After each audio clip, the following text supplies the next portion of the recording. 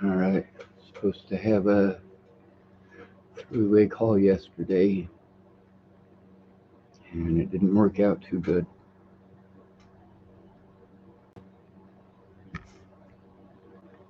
Well, it never happened.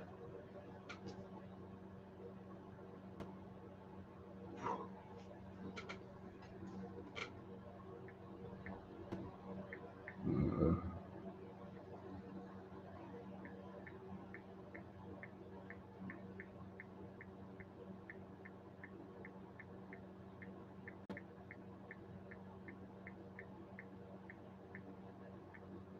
I have no idea what I'm doing, so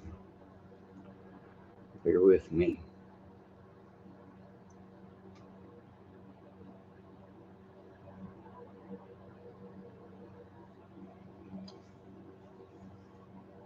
Hello. Hey Meg, I'm gonna.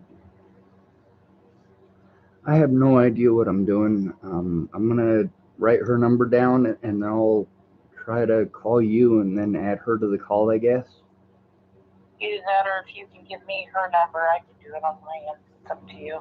Alright. Well, I gotta write it down either way, so I'm gonna hang up on you and pull that up. Okay. Alright. Sounds good. Bye.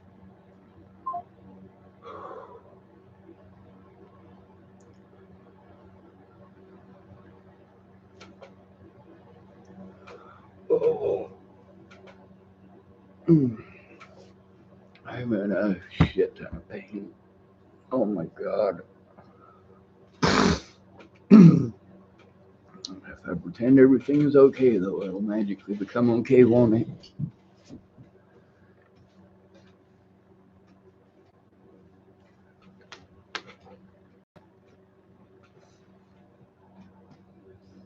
Uh, where's my pen? Uh,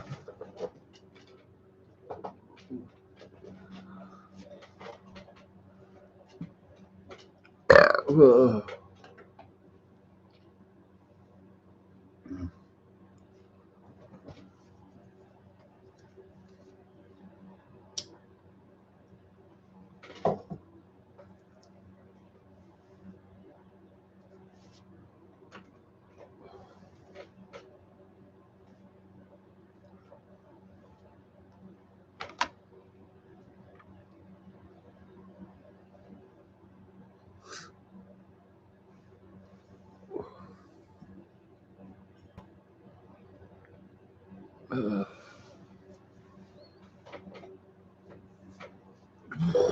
it's chilly here. Alright.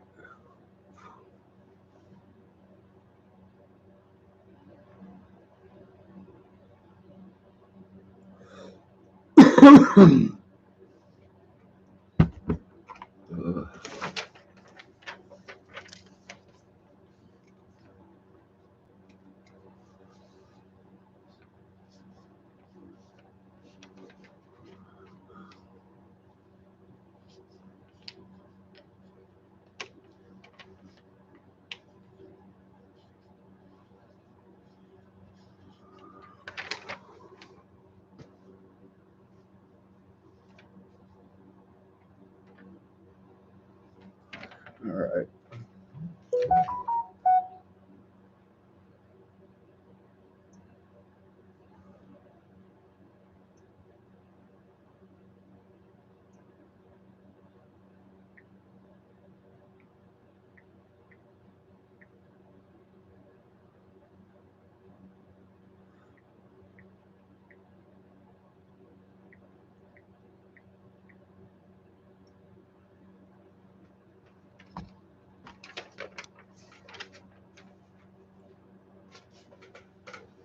Oh.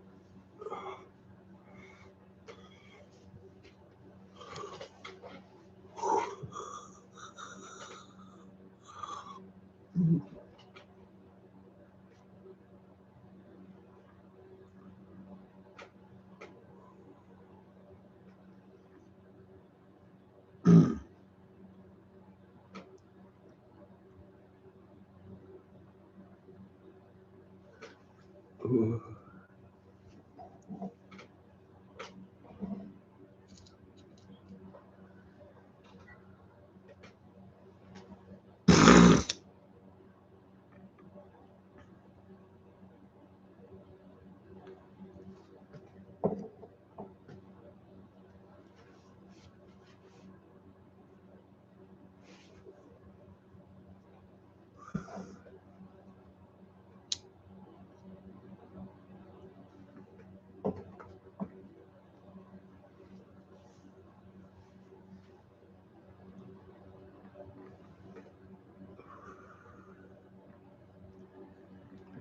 I'm not sure how long this will take. I guess Meg is going to try to do it. I sent her Amanda's number.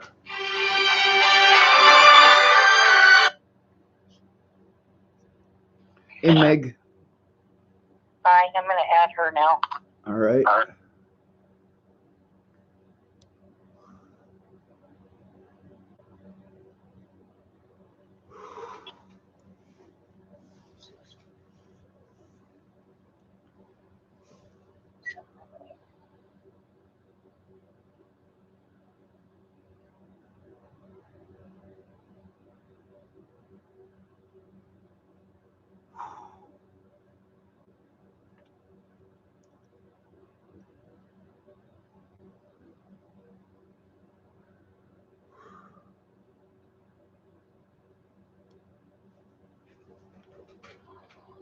Sean, are you there? Yep. Okay, I think we're all three on the phone now. Yep. Go ahead.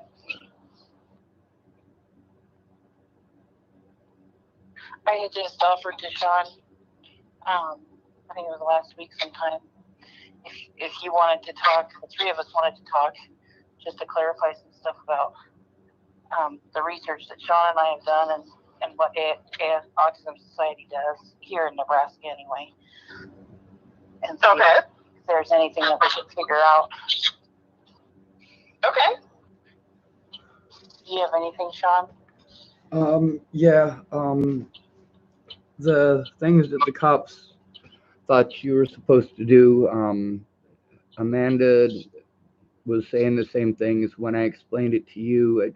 Being a go-between obviously didn't work with the cops, so I figured it would be best if you clarified that yourself. Yeah. Because I mean, it just took forever for. I needed those cops to listen, and being a go-between just wasn't working. So, if you could explain about the Autism Society as far as you're aware of it, because she explained to me, what her belief in what they're supposed to do is, and it would be nice if you two are both on the same page as far as that goes. Mm-hmm. And so, Amanda, do you have a family member with autism? Yeah, and I advocate down here in Alabama for the school. Oh, awesome. Okay. Well, what I can do is just kind of give you my background and what the Autism Society does here. Okay. And just kind of the basic of what autism societies across the states do, just so that we're all on the same page. And it's everybody, you're not alone. I'm not, Sean isn't alone. Everybody gets confused about the different groups, what they do, what they don't do, why they don't do what they don't do. And, so that it's really not that uncommon for everybody to think, different ones do different things that it turns out they do or don't. Okay. So the Autism Society of America, and if you already know some of this stuff, I'm sorry, but I'm just going to throw it out to give a basic understanding. So the Autism Society of America has been around for, I don't even know, 60 years or more. Mm-hmm. And they used to have what they called chapters. And so there was different chapters in the state. So there was the Alabama chapter and the Nebraska chapter and the California chapter. At some point in the last 15 years, they changed that word to affiliate. And we all used to be under the Autism Society of America's nonprofit status. So everybody operated under national. And they did the taxes. We had to send money to them. They had to disperse money to us, the states. And then about less than 10 years ago or so, they decided that was not going to work anymore. So they told all the different chapters, which are now called affiliates, hey, we want you to get your own nonprofit status with your state. We're now not going to require taxes to be done through the national. You're all on your own. And we just require that you have a set number of things in place so that if somebody moves from California to Texas and they try to call an autism society, they're at least going to be able to get a few of the basic things that's the same across the board.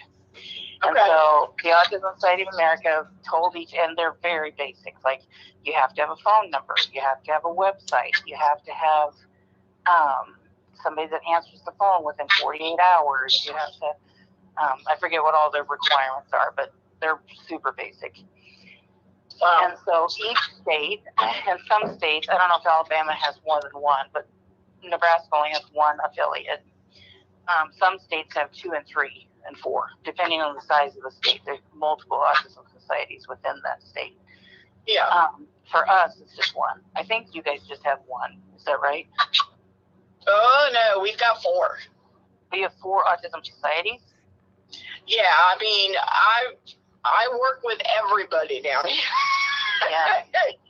It's because I want to make sure my son's got everything he needs, and yeah. So I did want to say, I used to speak out about autism, but I didn't want everybody to know, because the moment people found out I was autistic, they went from, "Hey man, you're the smartest guy I know," to basically, treating me like I'm a complete and total idiot. But several of the people that I was, trying to get in connection with each other are like Amanda, of course. I tried to get her in contact with a lady here in town who's a witness to a lot of this stuff. Her name is Laura Nelson, and Amanda can verify that. And there's a few other people, that I did that with, and I've been doing that for years. I mean, this is not something that I just picked up, There's a lot of stuff with the Autism Society of Nebraska.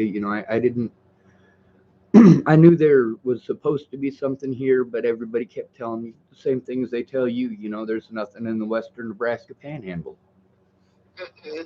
So, I mean, even though there's all of these, things over on the east end of the state that are supposed to help us, those don't do anything for us out here. And as you've stated, they really don't do anything for you guys there. So, I mean, that's misquoting you. I do apologize. That's okay. But, you had expressed to me that, you guys don't get a whole lot on that end of the state either. So I just wish I could remember how you said it. Go ahead. Sorry. What I'm confused about the most is down here, the autism groups down here that help autistic people and all that, they have an advocate that is required to go to, if they're in school, go to the school and advocate for them, go to court, advocate for them. That's what we do down here. I've never heard, like in Nebraska, I've never heard that the advocate don't show up if you have a court case. Well, I got a question for you too about, so in Alabama, I have their website pulled up and I'm trying to understand. If I could just super quick finish just how it works here and across the state. Yes, ma'am. And then I'll totally answer that. So each state, by my understanding, Alabama only has one autism society. They may have other autism groups. They do.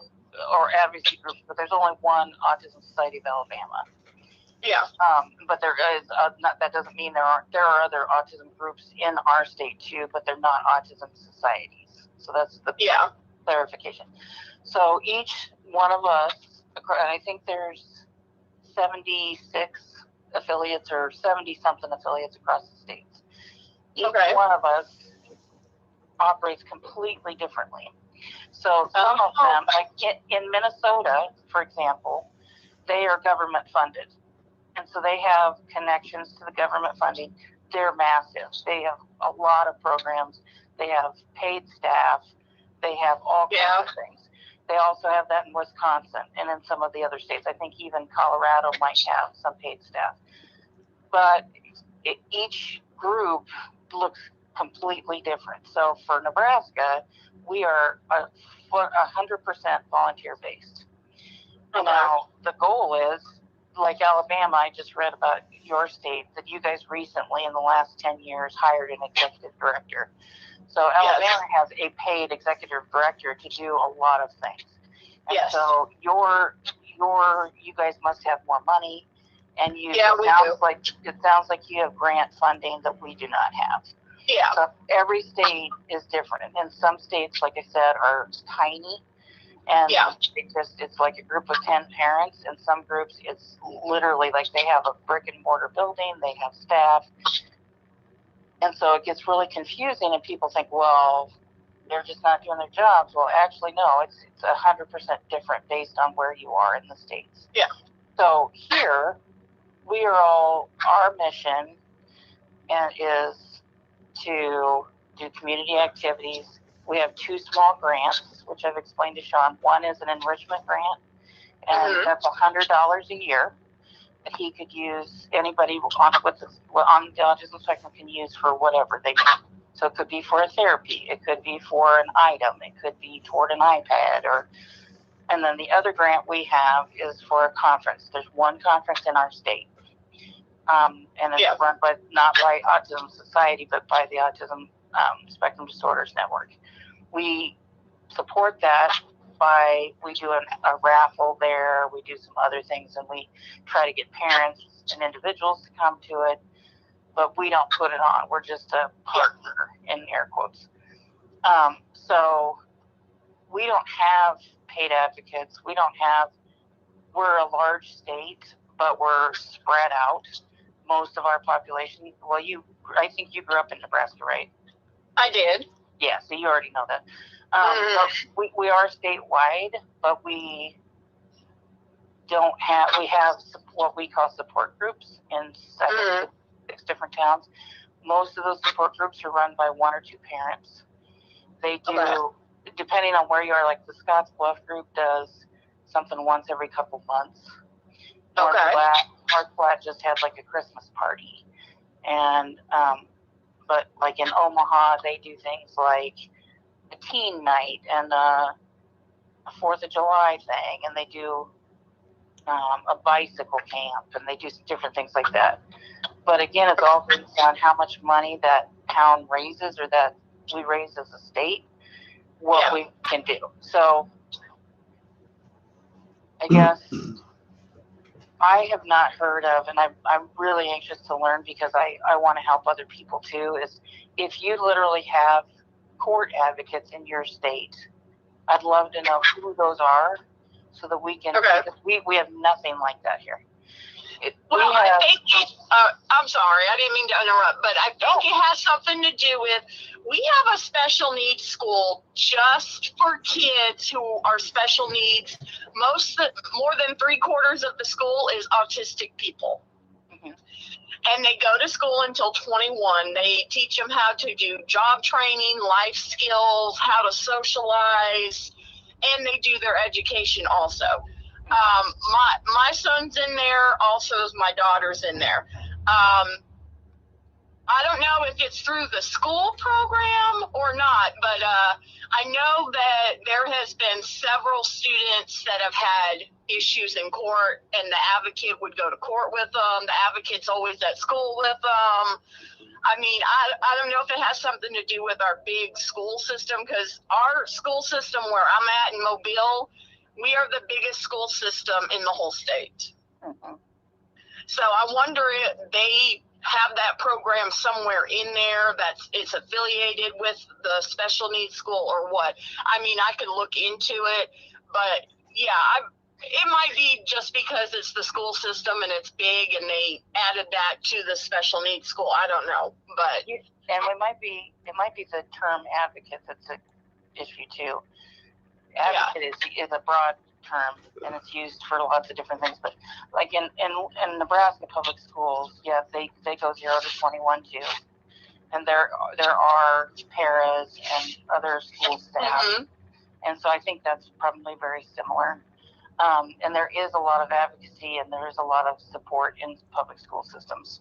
And so there is also support and court advocates for juveniles. So when I looked into it for Sean, I could not find, and I hope somebody else can find it, just because I couldn't. There is nobody that will support anybody over 21. It's like you get cut there, especially in the criminal system.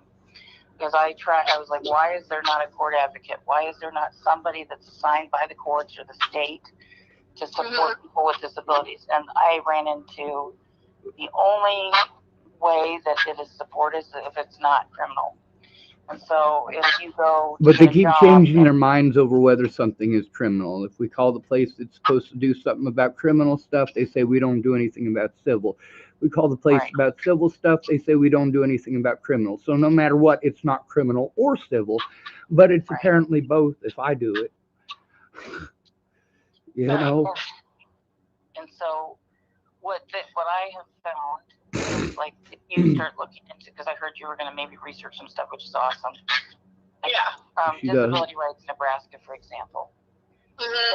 They will get involved if it's a case where it's like, I'm not going to let you have this job because you have a disability, or I'm not going to let you move into this apartment complex because of your disability. But when they deny you your rights because of your disabilities, they just simply don't care.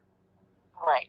So but if it's an issue of where Sean is trying to submit evidence, file police reports, and those things, they won't do anything with it because it has to do with those issues.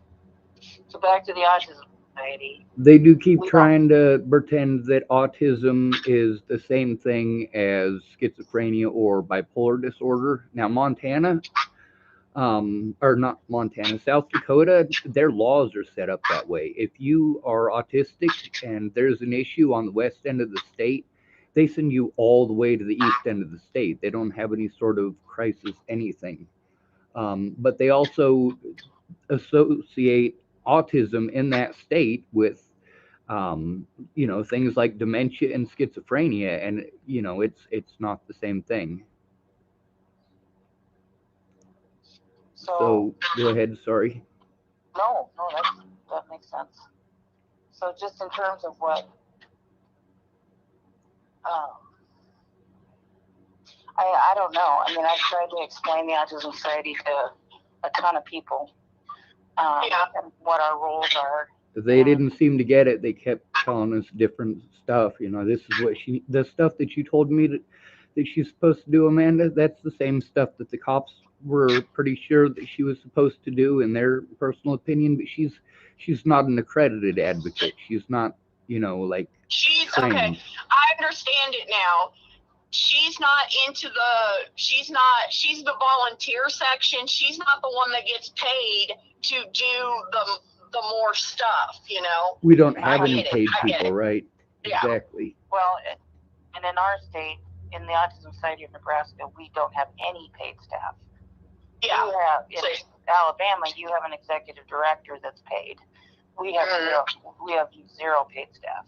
So the only money that we get is if we apply for grants for specific things. Like we applied for a grant 2 years ago to do a social skills training, and we got that grant, so we had to do the social skills training. But most of our money, and we've been hit hard from the pandemic like everybody else, is raised through a walk or a run or literal like restaurant 10% nights or bowling tournaments and golf tournaments. And so half of our time as volunteers is just trying to raise money so that we can do something to benefit the community. I did want to interrupt you just for a moment. I did want to say Meg lives all the way over on the other end of the state. She's like a 8-hour drive away from here. And the other thing is, like, we tried to do the court thing over Zoom and what was the other one? WebEx. and she was cut off. Like they 3 different times at least, they muted her for court. Like she can't advocate for me if she's muted. The other thing is Yeah. she knows things about my case and about the situation that do need to be brought up in court. And how is she to do that when the judge is literally denying us our rights as human beings and telling her she's inappropriate, you know?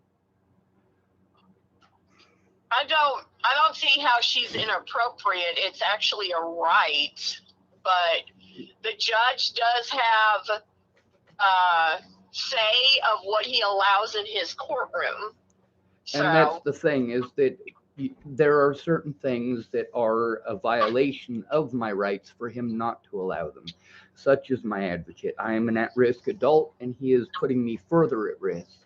You know, this stuff with the Dual County Sheriff's Department has been ongoing. You know, when you came down here to help me, you know, they want to pretend that nobody would help me. They want to pretend that nobody will help me because of how I act. And the thing is, I'm having meltdowns over how I'm being treated, over jumping through all of these hoops about how stressful it is. And like, they're denying my rights entirely. Right now, I've got to deal with the sheriff's department manipulating the law and manipulating this judge, Randon Rowland. And by the way, this paperwork that I got, they served me with more paperwork yesterday. It's the same exact judge. I mean, the dude is crooked as all hell. What am I supposed to do? And without having, you know, an accredited advocate to speak for me and say, hey, man, somebody needs to stop this. Something needs to give, you know. I can't just keep on going through this. Now, like, you know, the situation where Amanda came down to help me, there was stuff that is, you know, obviously not stuff that I'm going to go. But the thing is that she did come here. There were complications. And rather than the complications that actually existed, you know, my predators get to tell their own version of the story that is miles from the truth. And you know, I'm told stuff like, oh well, we can't talk to her, she's not in the right jurisdiction, or you know, just stupid stuff like that. And the thing is that I don't have any sort of defense. There's literally nothing that I can do except take the abuse until something gives, until, you know. So, you know, Sean, I was just thinking of something when you were talking. When you were in jail, you talked about there being an ADA coordinator or something like that. Hayden Thomas, he was supposed to help out. He was also supposed to help coordinate so that I could actually make calls to you, because they kept on denying me that right. Every time that I tried to explain to them, you know, I wrote down when I left the prison, they still hadn't put your name on my call list. You know, it took them almost 40 days to put my public pretender on my call list. So when I asked about the courts, like why there isn't, like there is for youth, for kids under 18, that there isn't a disability advocate, I never could find any agency that knew about that type of thing. No, okay. When you're an adult, nobody cares, and it's good money. But surely I don't know, I guess I kind of done saying surely because I've learned a lot in the last year about just different agencies, but it cost them over $100,000 to have me incarcerated last year on trumped up charges. And I won't be allowed to defend myself. The judge who's in this case, his name is Randon Rowland, and he's, my God, like, I don't understand how anybody could believe that stuff is okay. And then there's the fact that I have to,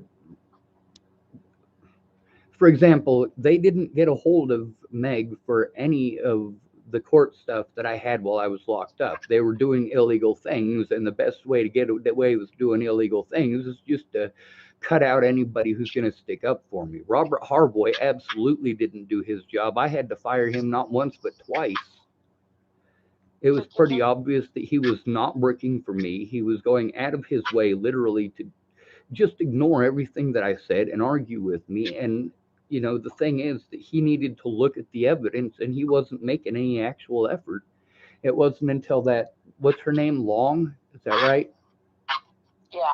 Yeah.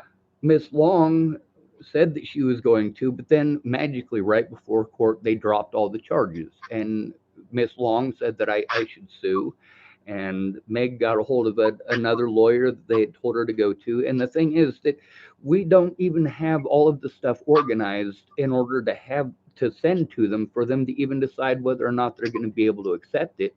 My lawyer herself, Miss Long, said that what was it she said about that, Meg?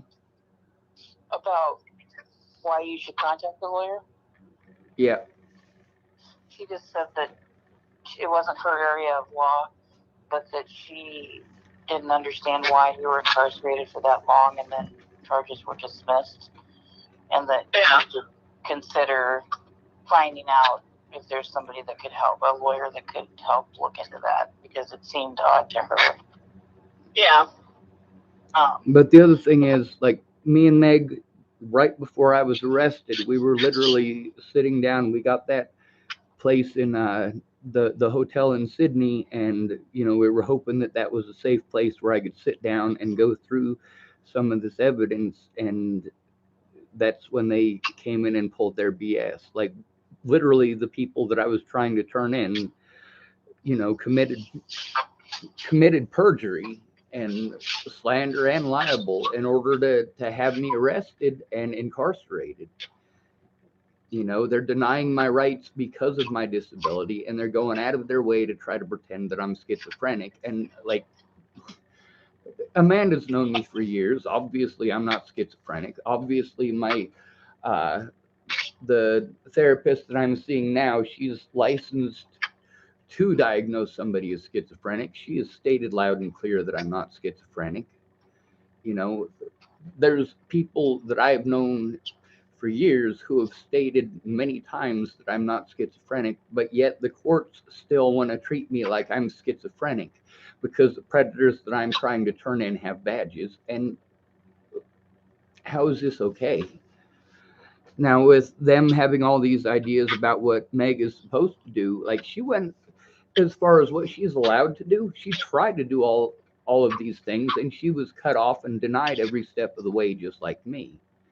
Now, there's, Well, go ahead. I'm sorry, Sean. What's going on is you're fighting a losing battle. The court systems are not trained to know about autism, what happens, meltdowns, sensory issues. They're not trained for that. So they have no idea. And it doesn't seem like like, for example, Chapel, they don't even seem like they want to try. Well, they're abusing the hell out of it is what they're doing. Like, they keep trying to pretend like I am a low functioning autism person with the dictionary definition from like 1978, where they try to pretend that we're all violent and we're all prone to temper tantrums out of nowhere. And the thing is, you can see the progression of where I was, and the more trauma happened, the more meltdowns that I had. Like, at the very beginning, I was talking calmly and nicely and letting people know, hey, this is what's going on. I am being abused. I'm being treated like crap for things that I didn't do. Now, because I didn't have the technological skills to show Natalie what was going on or to take screenshots and show the police at the time, it didn't do any good. Now, I can prove all of these things, but I got to go through all of this paperwork. I got to be able to organize it, and obviously constantly moving all the time from one place to another. It's just a big unorganized mess. And now I'm to the point where I just have meltdowns just looking at it. Okay, Sean, I understand you've been mistreated. I understand all that. As of right now, I just want to get a picture. Do you have any more court dates coming up? Yeah, they just served me some more paperwork yesterday. Literally, the people that I needed help turning in. That's Okay. like the biggest thing with having you and having Meg is that I needed to be able to, somebody who is disabled needs to be able to turn in their predators without fear of being threatened, harassed, assaulted, or imprisoned. And that's what they keep on doing. They keep on trumping up charges and preventing me from defending myself, preventing me from even going to court. And, you know, then they want to go, oh, well, you know, you had warrants out for your arrest. Well, yeah, I was illegally incarcerated and prevented from going to my court dates. And then I end up with a warrant for my arrest because of stupid stuff that my public pretenders didn't do. They are supposed to let these other places that I have court know that I have court. Meanwhile, it's all over the situation with Natalie, every step of it. And they keep wanting to literally look the other way because, of course, if they take a look at the actual situation, they realize there's a lot of mandated reporters who didn't do their jobs. In the state of Nebraska, it's 6 months in county jail and up to $1,000 fine for a mandated reporter who doesn't report. So, Sean, I've got a question for you too, because I didn't know you were served with papers yesterday. So, what did they serve you with? You remember I was telling you about Leslie Snell? How she was pretending like I threatened her life, and then I was illegally prevented from going to court while I was in prison? Yeah. Well, she's trying to pretend like I'm threatening her life again. And that's the thing, is that I've needed help taking these people to court. I've needed help with that, and I am denied every step of the way. I have to go in and talk to Scott DaCosta by myself. You know? So they didn't arrest you, but they served you with papers for, I'm sorry, I'm trying to understand. They're trying to claim that I was threatening her life or some crazy shit like that. Like literally, this is the second time that they've gone out of their way to take a video where I've, in the video, explained throughout the whole video, this is what people keep saying, you should do this, you should do this. I'm not willing to do those things. I am not willing to kill people. I am not willing to harm people. And they are outright going out of their way to commit felonies to have these things done. Meanwhile, Sean Holloway is the officer that we have had to talk to on more than one occasion. There is evidence with Laura Nelson and Sean Holloway on my YouTube where, you know, I'm explaining to Sean Holloway and about the situation, you know, with multiple predators that I'm having to deal with in this town. And, you know, right before I get to talk to him, I have to listen to a set of instructions from one of the predators that I'm trying to turn in, Scott DaCosta. And every time that I try to speak to him, you know, he's interrupting me and talking over me, and you can hear that in it. And the thing is, I am trying to get help, and they're literally going out of their way to ignore the assaults, to ignore the abuse, to go, oh, we can't do anything about opinions. We can't do anything about opinions. They absolutely did something about opinions by repeatedly slandering me in court. And yeah, of course, that affects opinion. There's also the fact that this is a very big case. They have every reason to try to hide what they've done wrong. So how do they say that you tried to threaten her? Well, you'd have to watch the video, I guess. She's claiming that I was on your YouTube? Yeah, well, she's trying to claim that, again, threatening her. I was illegally prevented from going to my court the first time. That's literally what they did. They did all of this stuff so that they could lock me up, hold court without me, and I automatically lose. And without the money for a lawyer or an advocate in person speaking up for me, they get to do this whenever they want, over and over and over again. And the fact is, it's immoral, but it's also illegal.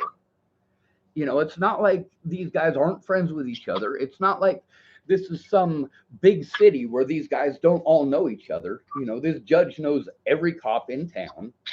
If these cops get in trouble for the crimes that they've committed, including ignoring the crimes against me in this town, most of their cases are going to have to be reviewed. They don't want to do that.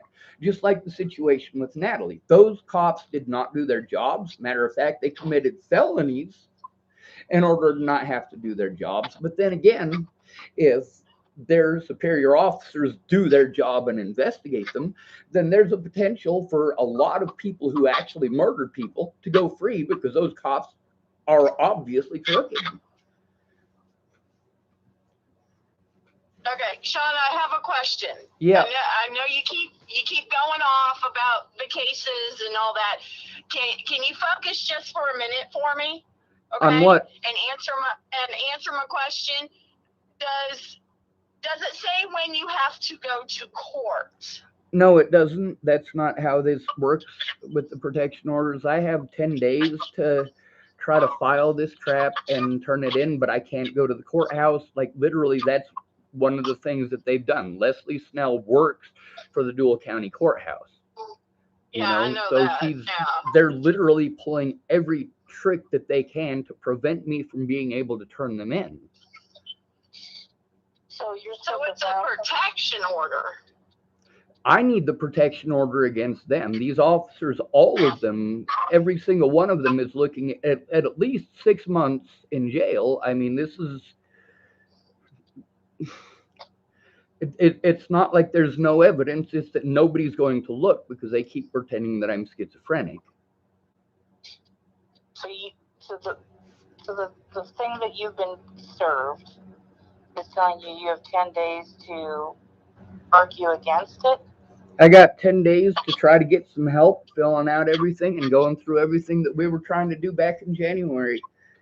Now, the fact that your, personal stuff prevents you from doing those things now makes it extremely complicated because, I mean, the courts need to know what we were doing when those cops outright lied and had me arrested. But then again, they're trying to push the mentally ill thing and pretend I'm schizophrenic. And how am I going to get an honest court date with that? I mean, this is Judge Randon Rowland. He literally illegally prevented me from even going to my court dates while I was in prison.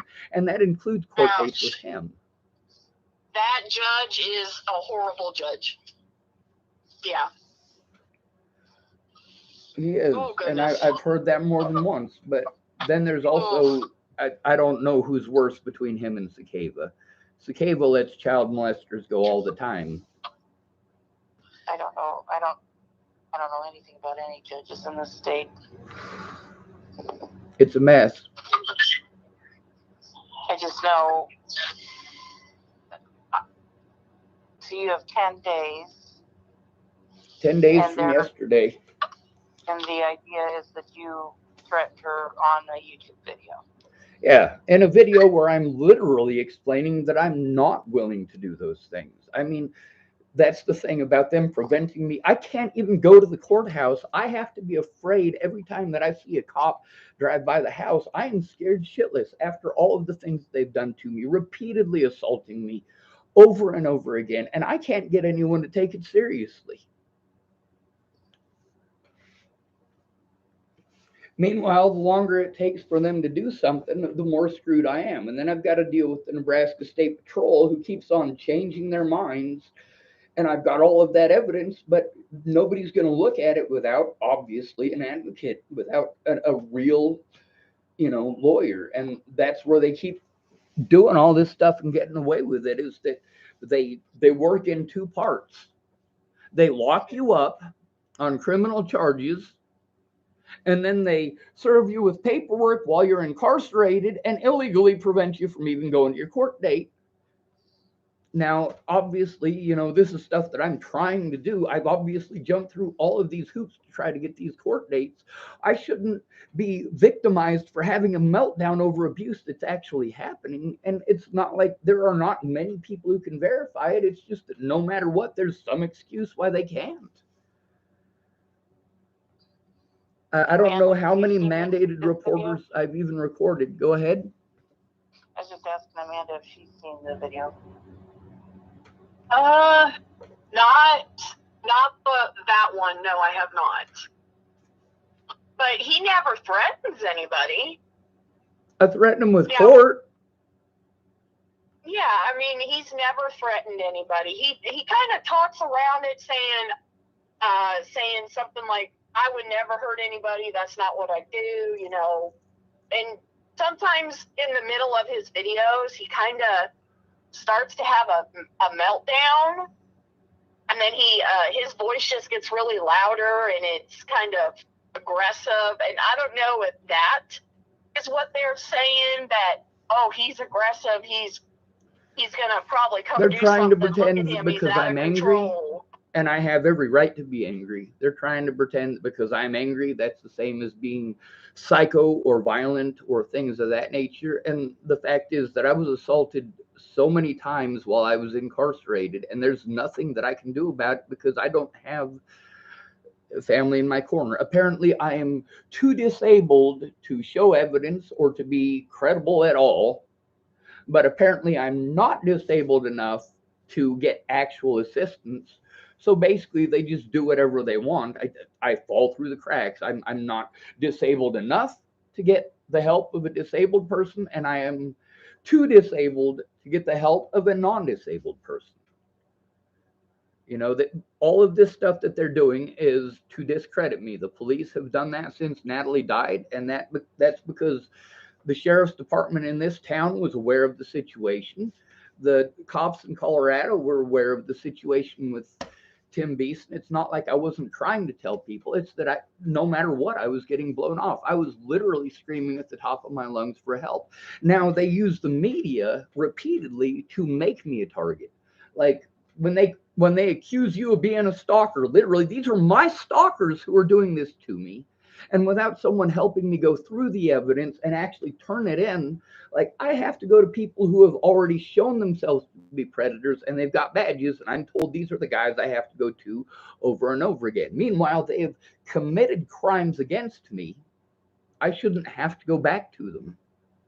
If there had been somebody there with me to begin with, they wouldn't have had the opportunity or the chance to commit those crimes. They would have been too afraid because there would have been a witness. Okay, Sean, can I change the subject for a minute? You may. Okay. I was just wanting to know, like, an update of trying to get him somewhere out of Chapel, somewhere safe, so he could be away from the people. Are y'all working on that? We've been working on it, but the thing is, like, I'm working through the people in Sydney now. God, what are their names? Penny Cooper and Marcia Estrada. Okay, and yeah. They're supposed to be helping me with that. But the thing is, like, you know, we all agree that I'm not going to be able to function and actually defend myself against these people unless I have a safe, steady place. But the other thing is, like, really, you know, we have needed to work on the abuse that I've been going through and turning it in. That's literally the reason I'm going to mandated reporters trying to get something done. They're mandated reporters. They have to turn it in, you know? And okay, Sean, what Sean, I can think, answer a little bit of that? yeah, go ahead. Is that okay, Sean? Go ahead. If I answer a little bit about the housing? Yeah. Okay. So public housing is out for at least 2 years. And so my understanding is that the Cirrus House, Penny and Marcia are working on other types of grants that may help him obtain housing. And I think you're saying, Sean, that Scotts Bluff's kind of out. You know, that's really not, there's too many issues there for you. No, that's not what I'm saying. Here's the thing is that no matter where I go, I have to have a support network.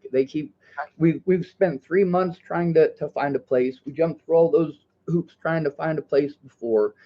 The thing is that after 3 months of jumping through these hoops just with the Sears house, we've gotten absolutely nowhere. And meanwhile, I've been trying to go to them to turn in my predators. I mean, housing aside, all of that housing stuff I've been prevented from because of the crimes committed against me. I won't be allowed into housing unless I am allowed to defend myself, unless I am allowed to show what's going on, and without somebody here and present, again, somebody here and present who's here for me, it's not going to happen. They may have a couple extra things outside of public housing that they could help with, but I think one of the reasons why I think Marcia initially brought up Scotts Bluff was because they're there, and they thought that that would be they will help support network in there. But I've let him know. I've let him know. I've let him know repeatedly. You know, there's stuff that I don't want to do, but I am willing to do. The thing is that I'm telling them that, and they're like, oh, well, you don't want to be here and you don't want to be there. It's kind of like, when I was trying to explain to you about the constantly moving thing. Moving again is not going to do me any good unless there is a support network there. When I went to California, Okay, instead Sean. of having a support network, I had alcoholics. When I went to Virginia, instead of having a support network, I had to deal with meth heads. Hey, Sean. Yeah. Okay, I know you want a support network. Okay, this Sears house in Scottsbluff, I know this Sears house. They will support you. Trust me. They are great at the Sears house. Even if you're not in the Sears, listen. Yes, ma'am. Hold on, Sean. Even if you're not in the Sears house, if they get you a place to live in Scottsbluff, they are your, well, I don't know if you want to say advocates, but they are there for you. And they will help you any way you need. Right, and see, that's the thing, is they keep telling me that, but the thing is, I am trying to get into housing wherever it happens to be. They're trying to say, oh, well, have you thought about here? Have you thought about that? Anywhere at all, whether it's Scottsbluff or Sydney or whatever, there are safety risks involved in all of those places because of what Scott DaCosta did in overextending his boundaries in order to utilize these other law enforcement agencies. I do have to be afraid to go to those places. But at the same time, if those people, at the Sears house are going to help me, I've told them, yeah, I'm down with that. Let's get it done. But it's not something that happens overnight. And without that safe environment, I can't defend myself. I mean, I spent all of last night having a friggin' panic attack. Well, and you and I have talked about, and we just agree to disagree on the YouTube thing, but because I know you feel like that's important, and I feel like it hurts you, and you feel like you have to put it out there for your. Ma'am, I'm not allowed to do it in court. I have to be able to show that. I have to be able to show what is really going on, and that's the thing about what I'm going through, is educating people on what's going on is extremely important. I need actual help. We are trying to get actual help. And literally, the predators that I'm trying to turn in are repeatedly abusing their position in order to deny me the help that I need. This is stuff that does need to be taken care of. It does need to be addressed. And I never wanted to go to YouTube. I never wanted to go to Facebook. When all of this situation happened with Natalie, I went to my friends for help. I went to Natalie for help. I went to the police for help. Everybody blew me off. And after 5 years of getting blown off, people need to speak up. I can't just continue to take this abuse and be told, well, you just need to let it. You don't get to let it go when these things happen. Well, and I don't know why people close, like in your town and stuff, won't speak up, or the people that have actually been there. I've written letters. I've been on, recorded. Because they're scared. Exactly what I can do. This is small town Nebraska. These people are scared. They're scared of the police. They're scared of other people's opinions. Laura Nelson is afraid that if she tells the truth, that it'll affect her business. Like, that's the thing, is that the morally right thing to do, they've all got excuses why they can't. A lot of people tell me they're afraid for their kids. Laura Nelson is one of those people. She's like, I'm afraid for my kids, or for her son. That's not my decision, and that's not my fault. But at the same time, I have to try to understand that. Meanwhile, these criminals are getting away with these crimes because people are intimidated. The guy I'm staying with is intimidated. They threatened him for helping me. They threatened him with CPS. Trying to claim that I'm dangerous and putting their kids at risk. Like, no, not even close. And that was the situation back in January. But now there's an issue because of. So is the papers that you're being served saying that you violated your protection order because you threatened her on YouTube? I'm not sure what the hell it's saying. I mean, really, basically, it's her trying to pretend things in order to justify the crimes that she's already committed. Basically, she's trying to pretend that I'm threatening to harm her and her family. It says, I am absolutely terrified that he will hurt, kill my family or pets. Like, literally, what she's doing is playing victim to get away with her crimes. The sheriff and the fucking rest of the town is helping. I'm told if I move elsewhere, I've moved elsewhere, there's no help. You know, how is moving 30 times in all of those moves, it hasn't gotten anything done as far as my predators go. They get to continue to use their power. And yeah, I'm frustrated. I need people to speak up about what they know. And then,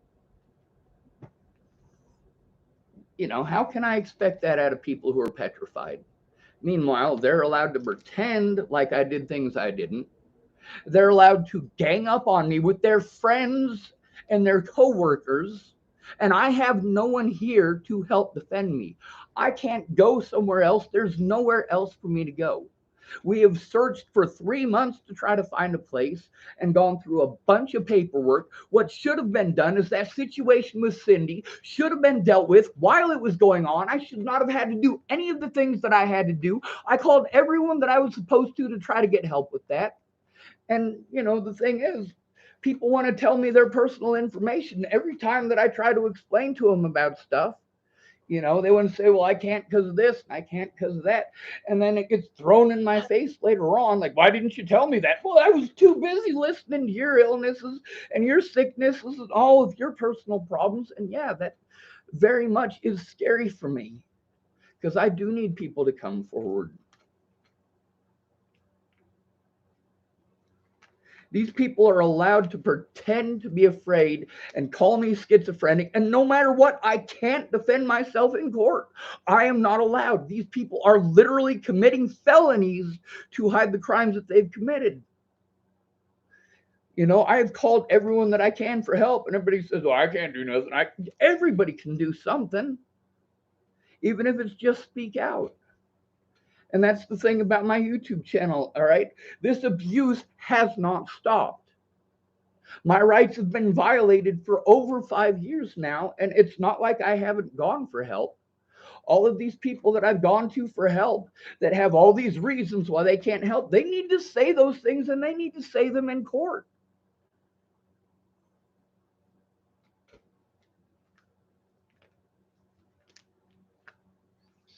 Yeah, I speak out about it. I shouldn't have to. This stuff all should have been out in the wash in court, but by denying me the right to speak and by cutting her off and muting her, like what? Getting a pathetic moron like Robert Harvoy for a public fucking pretender? That is not acceptable. There were many things that he could have asked Meg and should have asked Meg. He kept on trying to push her out of it, and obviously he wasn't doing anything at all to try to defend me.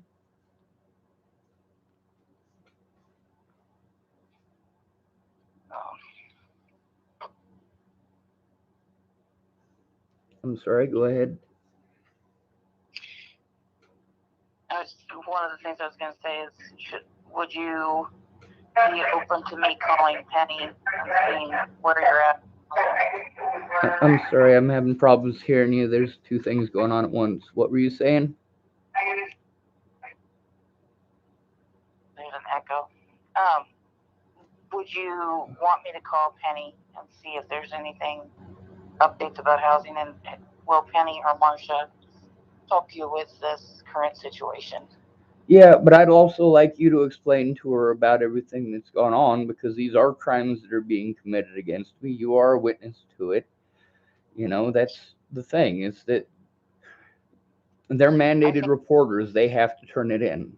They have to. It's against the law for them not to. I literally have explained all the phone calls you and I have made, well, you know, the months of trying to find services, the months of trying to find somebody in person, the months of trying to get somebody local to help you go through this stuff and organize it so that you can use it. I mean, I have. Did you explain the months of crimes committed against me that the police are looking away from? have something to say. Go ahead. Okay? Sean, I love you. I do. You're concentrating on trying to get at your predators for right now. Is there any way I'm concentrated on stopping the predators so that I can actually go do the things I need to. I'm sorry. That's what I meant. I'm sorry. Is there any way, because I know you said if you're settled and you feel safe, that you can be more relaxed and concentrate on getting to your goal of turning in your predators? Is there any way you can focus on going with Meg and we can't? All right. We need to stop right there. Meg is 9 miles away. She can't go anywhere. Or 9 hours away. She can't go anywhere. She doesn't have the funding. Let her call and try to get you going to get you a safe place, and then continue with your predators. But we've been doing that. We've been doing that for almost 2 years. That's the thing, is that it's not doing any good.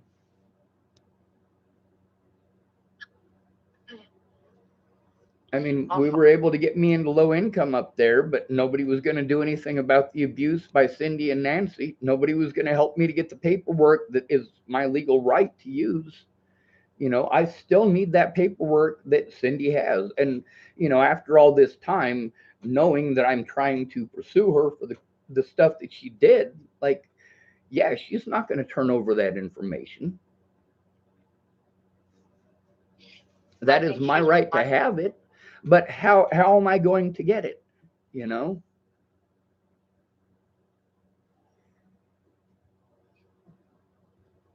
Does that have to do with you getting new housing? Or does that have to do with your criminal stuff? That has to do with the fact that I didn't have an advocate or a lawyer in court that was able to help me or willing to help me. It has to do with the fact that the cops in this town weren't going to do their job. There are witnesses to the situation. I mean, there's Nancy Bruns. She's a witness to the situation. Sean. Richard Hawkins is a witness to the situation. Sean, sweetie, yes.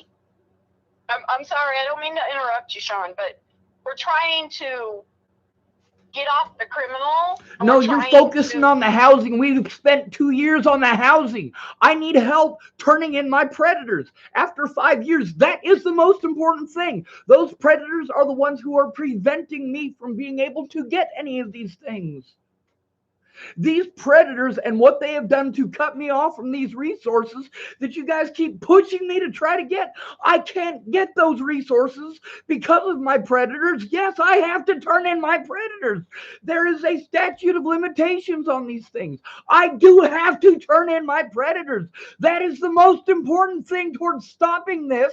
That is the most important thing for getting my resources, is turning in these predators and showing the crimes they committed. No matter how many times people say, did you try housing? Did you try moving? I have moved. I've moved. Suggesting that I move again will not change the fact that I have already done so, and I am trying to do so again. We have spent 3 months trying to find me a place. All of this, everybody keeps avoiding the criminal acts committed against me and telling me to ignore them. These criminal acts committed against me by these people are what is cutting me off from the resources that you're trying to get me to get. No, I can't get those resources until I can have someone in my corner to help me go through this evidence so I can show the crimes they committed. I am scared shitless. John, I'm not saying to ignore it or let go of it. That's not what we're saying. We're saying we're trying to do it goal by goal, and as of right now, you've got the Sears house trying to find you a place. Can't we work on that goal first? We've been working on it for 3 months. I don't know how many times I can say for 3 months. Me and Meg have been working on this for years. What needs to be done? John, it takes more than 3 months in Nebraska to I'm get aware a of place. this. See, everybody wants to focus on the housing thing.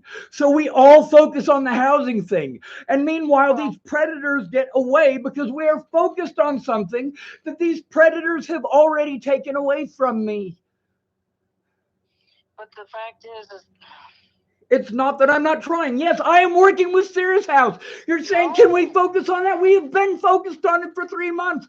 I am still working with Sarah's house to do that. Saying it 400 more times is not going to change the fact that I am doing that. I'm doing it. I am doing it. Listen to me for a second. You didn't even let me finish my sentence, so you don't know what I was going to say.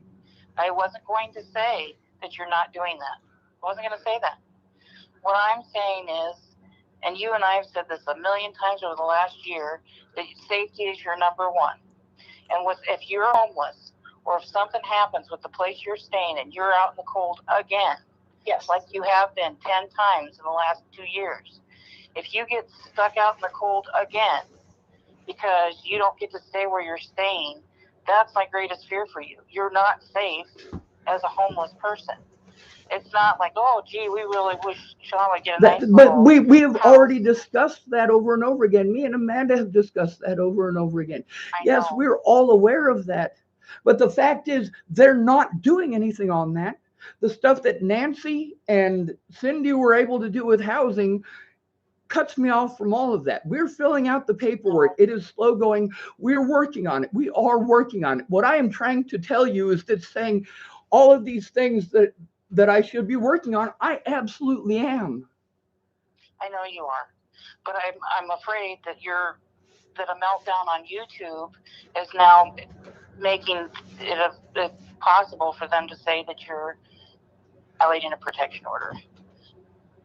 That's the thing, is that I have these panic attacks and these meltdowns over the abuse and the fact that I don't have anyone in my corner.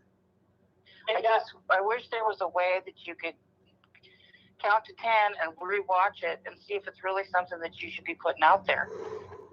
It's like you walked into the courthouse today. You wouldn't do that. You wouldn't violate the physical space. Yeah. Ma'am, I'm not violating any of that space. I'm telling the truth.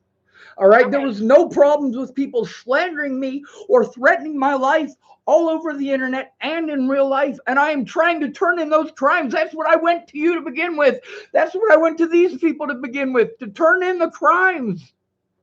I understand that, but I think I know the video that you're talking about. I think you're talking about the video where you said, do I have to shoot somebody in the head? Oh, wow.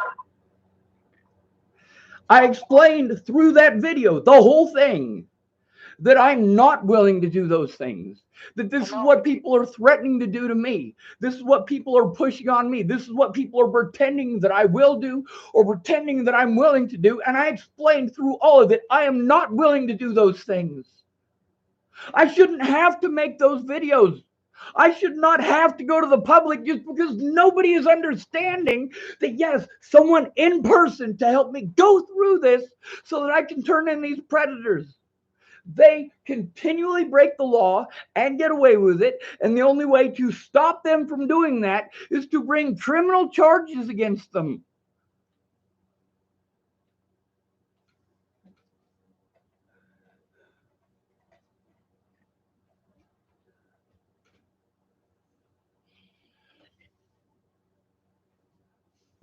That's the problem, is that the issue is the abuse. The abuse is the result of a bunch of stuff that I was never allowed to defend myself against.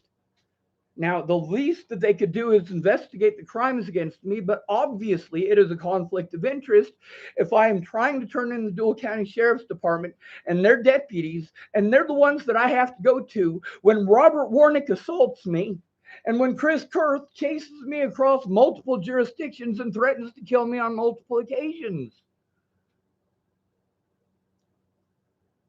Now, when you tell me to move, I need people to look at how this has affected every aspect of my life.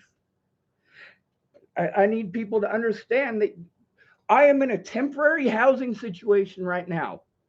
All right, through this temporary housing situation that I'm in right now, we could have been focusing on trying to get me the help that I need to turn in my predators, but instead we've spent all of this time jumping through this housing stuff. And the thing is that if we were to take care of the legal stuff, the crimes that are committed against me, and show what's been going on, then I could possibly get into housing. But everybody wants to ignore the crimes. Say if we ignore the crimes, it's going to be all fine and dandy. No, those crimes are what is preventing me from getting into housing. Those crimes are what's preventing me from being able to go to the courthouse. Those crimes are what is preventing me from turning in these criminals. Those crimes are what is preventing me at every step of the way. And without someone there in person who is present, who is willing to verify it and willing to speak out, nothing happens. Now, people say, don't get on YouTube, don't get on Facebook. There is nowhere else I'm allowed to speak.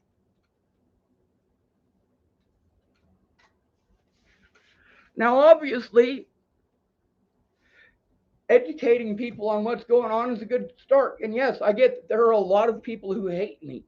I get that. They hate me over slander. They threaten me over slander. They assault me over slander. And that's the point. All of this, if you ignore the assaults and ignore the slander, it doesn't do anything for me.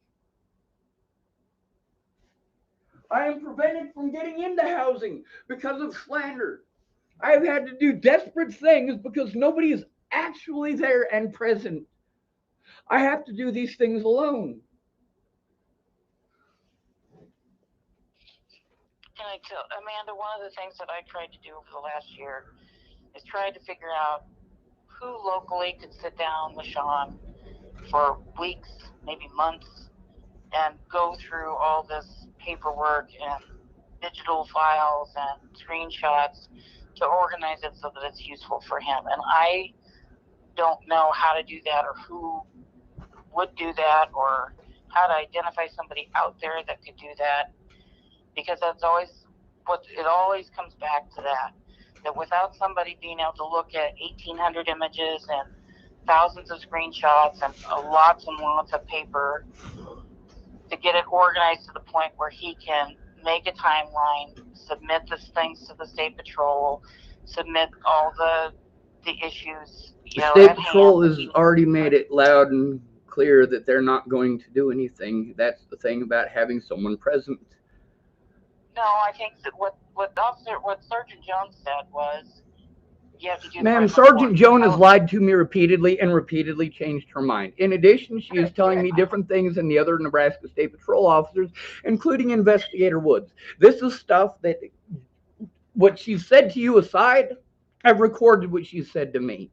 I have recorded all of these things for a reason. If they're going to keep on changing their minds over whether it's legal or illegal, that needs to be shown in court. No, what I understood at the end is that you, in order for them to take your statements, and then they've got to turn it over to the Attorney General's office to determine if it can be investigated. Now, I know what your concern is yeah, if I just give you written statements. No, you don't know what my concern is. Let me tell you what my concern is, please. Please let me talk. Okay. Go ahead. Just finish. I get your concern, and I agree with your concern. That is, if I just give you statements and I don't have the corroborating evidence to go with it, you're going to just dismiss it. You're not going to, then I'm going to lose everything. I'm going to lose my whole ability to turn this in, because if all I do is give you some statements, you're going to read them, and it's not going to be enough. I need to be able to put screenshots to it, evidence to it, all these other things to it, before I'm willing to hand it over to the State Patrol. And you're getting it entirely wrong there. That's the thing, is that I was trying to explain it. All right. Okay. They kept on changing their minds. If you listen to those phone calls that I made, Nebraska State Patrol tells me repeatedly that it's not their job.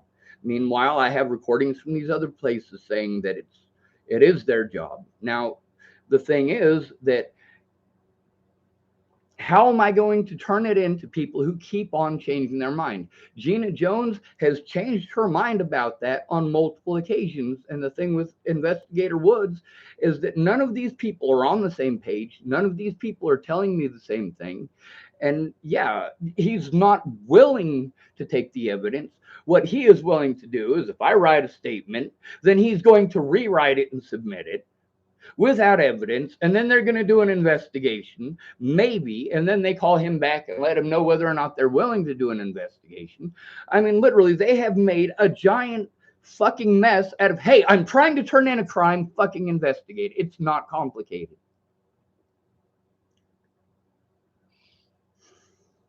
My understanding of the rule is, and the last thing that was said was the way the process works with turning in agencies is that you have to submit it to them. They submit it to the Attorney General. The Attorney General decides if it's worthy, or whatever word is used, to investigate at that point. Then the investigation starts.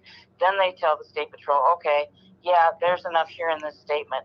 Now go out and investigate what's going on. And that's the thing, is that there is zero evidence in this statement. It's just your statement, and they're not going to do anything about it after calling me mentally ill.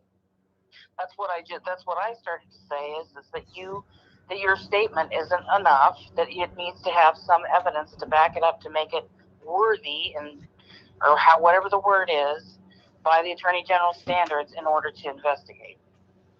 And so it comes back to somebody needs to be there in person with you to go through this mountain of stuff, right?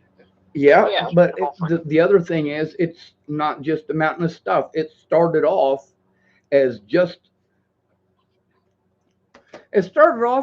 harassment on the internet and people threatening to kill me. It started off on the internet. It was really, really messed up as far as that goes, because I'd already been assaulted in Boulder after leaving Virginia. There are many people who are witnesses to a lot of this different stuff, but the problem is that I couldn't go back to Boulder. I couldn't see my loved ones. I have these meltdowns because I can't see the people who were my support network. I don't have positive people in my life here. All right. I go over to Brenda Dickinson's. I stopped going over there because she is always negative and talking negative the whole time. If you're going to help me, you got to listen to the person who needs help instead of talking about yourself and your Jesus and your this and your like. For an entire year before Natalie was killed, I was trying to get help. And the longer it takes to get help, the more of this stuff builds up, the more they get to railroad me and deny me my rights. The thing is, Randon Rowland and Leslie Snell and Scott DaCosta and the Nebraska State Patrol, all of them, in order to get all of these things that the statute of limitations is almost up on, I have to be able to turn in those crimes, and I am being illegally prevented from doing so. I have been illegally prevented from going to the courthouse without someone there in presence. Like Penny had to go down there with me to take care of my driver's license thing, or to take care of getting my vehicle legal. And you know what? I can't have her come down here every day to be able to do those things. I can't obviously take care of all of these mountains of things in just an hour a day. Or, sorry, an hour a week.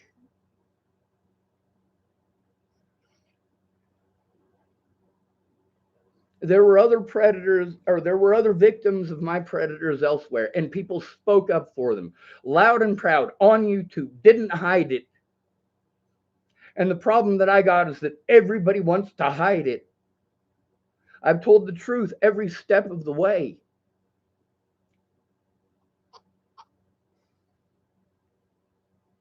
There is a limited amount of time to turn in my predators, and I can't trust Gina Jones or Investigator Woods to actually do that without oversight.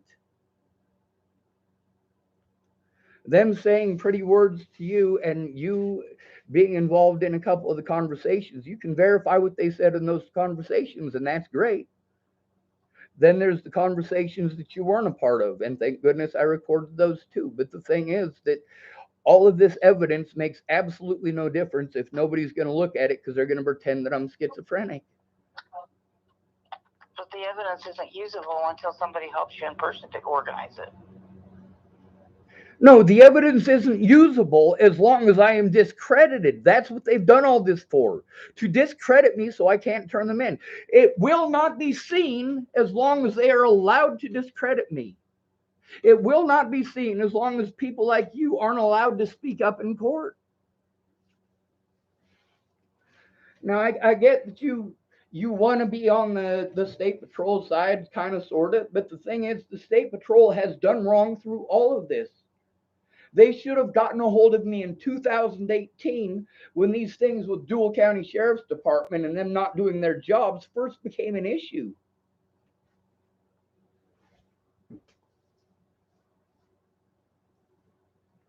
But instead, at that point in time, I didn't have an autism advocate. I had Jen Beebe, and she's committed crimes since then.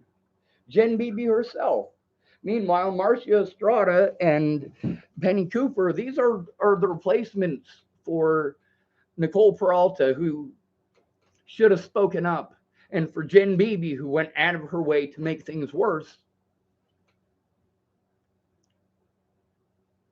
Without people there in person to verify what I'm saying, they get to go, oh, well, he's mentally ill and loosely associated with schizophrenia.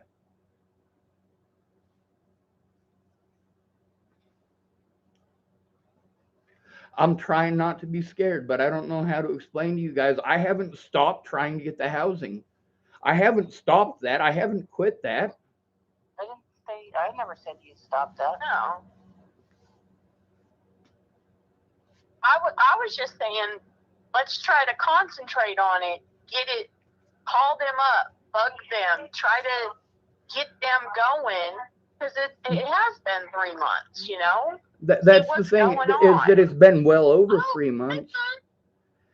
Meg has already gone through a lot of this with me. You know, I mean, this has been ongoing a lot longer than 3 months. Now, I have a very limited amount of time to turn in my predators. You know, the assaults that were committed against me were at the end of January by Robert Warnick. I have to be able to turn these things in, and I need help being able to do that. And I have to be too afraid to even go outside, let alone talk to a police officer, let alone talk to the state patrol. And the state patrol, with Investigator Woods, especially in that last conversation that we had, he made it perfectly loud and clear that he don't actually care. His demeanor, and when I was trying to tell him specific details that were important, with him talking over me, and his personal opinion is more important than listening to the victim. Like, I don't give a fuck about his opinion unless his opinion is preventing him from doing his job. And in that case, yes, it's preventing him from doing his job. If he's just going to assume, then he's not doing me any good.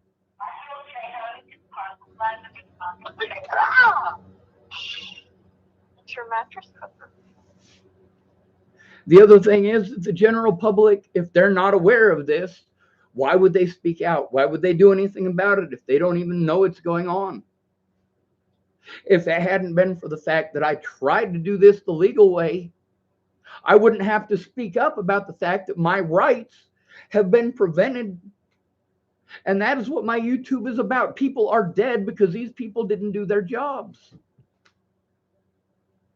Meanwhile, they want to pass the buck. They want to tell me that it's this person and it's this person and it's this person. And then, you know, I go to talk to those people, and, you know, like the problem with Holloway and Meg, with the whole me going back and forth and back and forth and back and forth, you know, that would have been nice if Meg would have told them, hey, this, you know, like we're doing now at the very beginning of this call, like, you know, the way that she was able to explain it to you. That didn't take very long. Well, I did tell them, though. I think they nailed that. I think when issues come up, it's easier to say, hey, why don't you call her and see if she can do something. I think it's just easier to say that when there's not an easy answer. Well, they told me that your job is exactly the same thing as what Amanda said that your job is. You know, and that's the thing, is that based on her understanding, yes. And, You know, with you able to explain it, she, I'm sure, is better able to understand your position. But with you and me, we had to argue about it. I'm arguing with Sean Holloway and the other officers about how you're telling me it's not your job.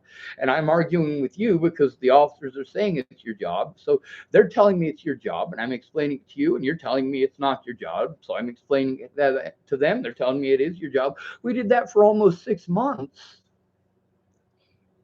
And in reality, I'm somebody's mom, and I'm a volunteer, and I have a regular full-time job that has nothing to do with the Autism Society.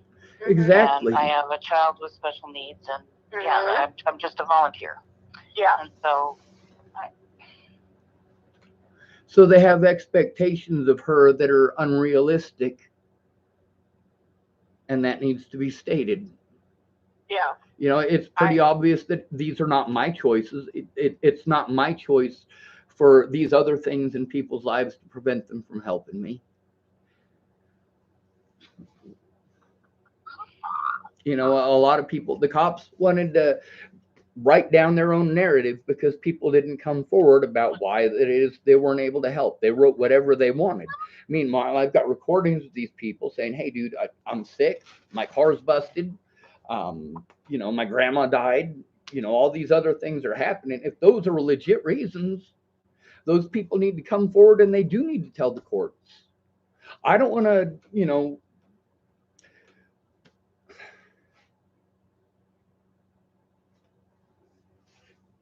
it's like a lot of the recordings. They're not live. They're not all over YouTube. They're not all over Facebook. They've got people's personal phone numbers in them. They've got things like that in them, but they show that I'm telling the truth.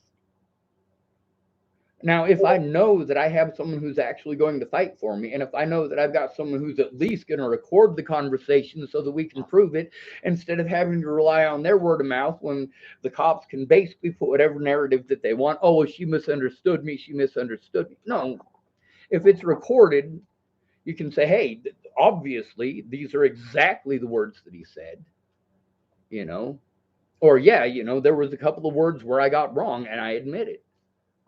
But instead, everybody wants to, what do you call it, avoid liability. Like, that's the thing, is that people are afraid to do the right thing, and they're afraid to tell the truth for a lot of legal reasons. They're just completely stupid based on asking on friggin'. can you call Penny and tell her about that? About what? About the whatever you were served? I got a hold of Meg last night. Who? Or not Meg.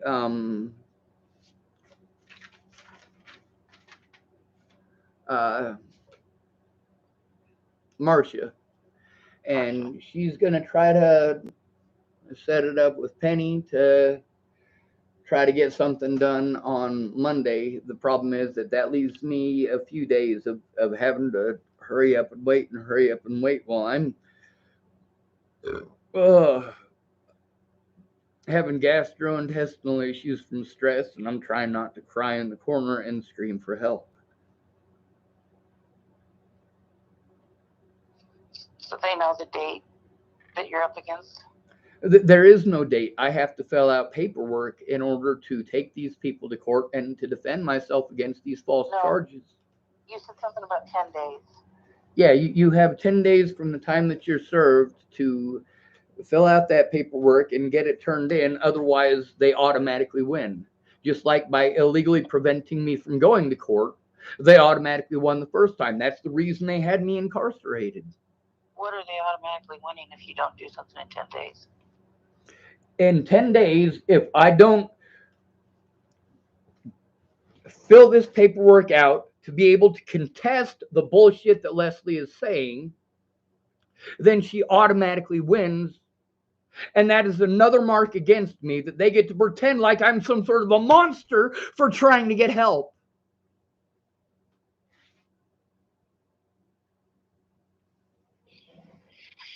Here's what I'm trying to get at is, if in 10 days you don't file, then is there an arrest? Is there a different I don't More fucking than know. I likely. don't know. I don't know. I don't know. That's the thing. That's why I need help.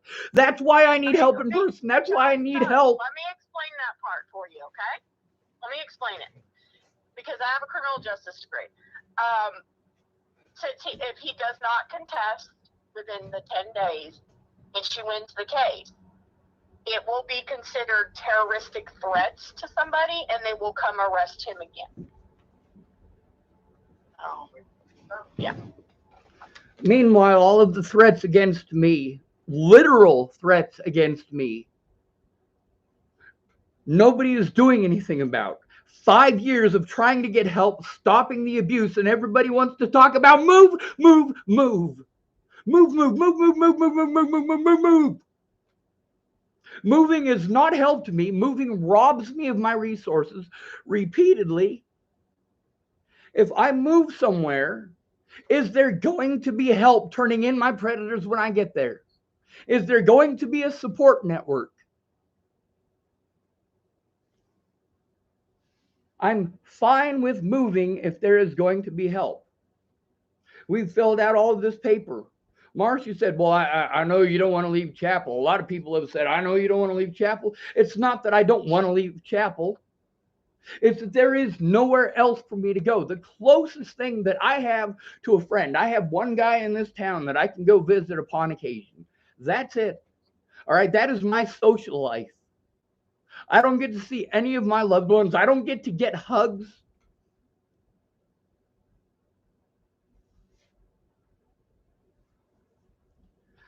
I am treated like less than a dog. And I need people to speak up about that instead of saying, I'm sorry. I need people to come forward about what they know, write it down, make actual police reports.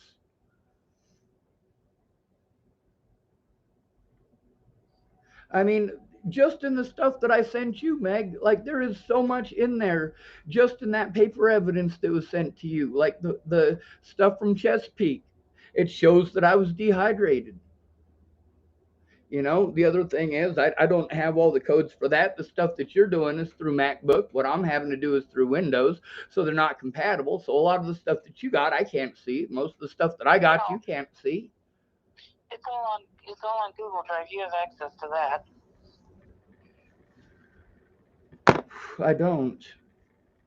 That's the thing, is that the more stressed I am, especially after being locked up as long as I was, I can't. The first thing I lose is names and numbers. They know this, just like they know that if they talk over me and try to pretend like it's about something else and continually to talk over me, like obviously they're not hearing me. I'm going to get frustrated.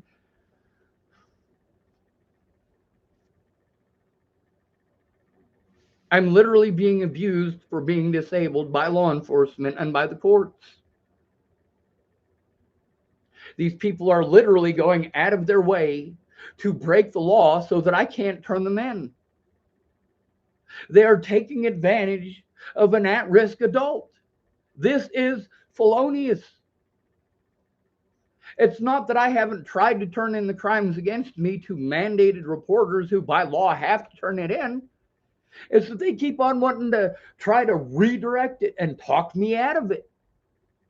I'm trying to turn in crimes. The last thing I need for somebody to do is tell me that I just need to let it go or I just need to move on. That is literally dismissing the victim and telling them that they just have to take it. Obviously, with all of this talk about moving me somewhere else where I will be safe, it has not gotten me somewhere else. It has just wasted time. I need to be able to show the stuff that's been going on with Nancy and with Cindy. I need to be able to show the situations with the Dual County Sheriff's Department. And that means getting a court date. That means having someone in my corner so that I am not brushed off and blown off. My predators have access to me whenever they want. When I moved elsewhere, it wasn't any better. I was still alone. I was still victimized. When you are homeless, that's the way that it is.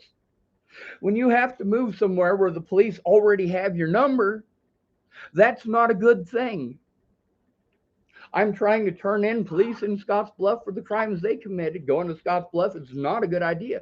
Going to Scottsbluff County or Cheyenne County or Dual County at all is a bad idea. But the fact is that they have shown that they have this reach across the entire state. They have shown that their law enforcement buddies are going to help them. They're not going to investigate the crimes.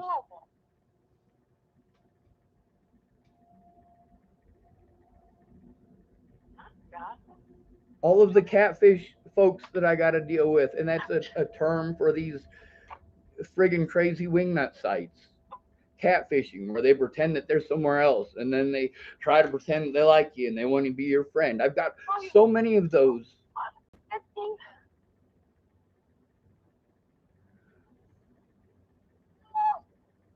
I mean, it's pretty obvious to everybody involved that these things are actually happening. If it's as obvious to you guys that it's happening as it is to the cops, you know, it makes perfect sense why the cops are doing what they're doing. This whole time they get away with violating my rights by pretending that I am schizophrenic and denying me the right to somebody who is actually has my best interest to heart. I need a guardian, literally. I've been screaming that nearly since I was 18. I put the tree down, buddy.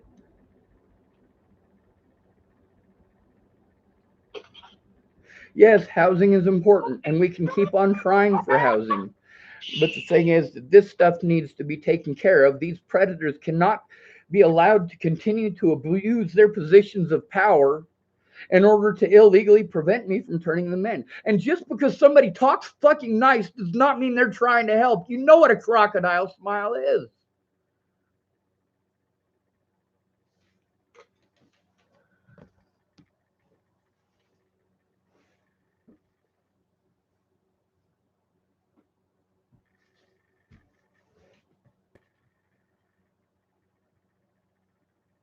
The fact that Gina Jones kept on telling me things that were completely conflicting with what she had told me previously, as well as completely conflicting with what the NSP had to say on those phone calls where I was told that I needed to call the NSP.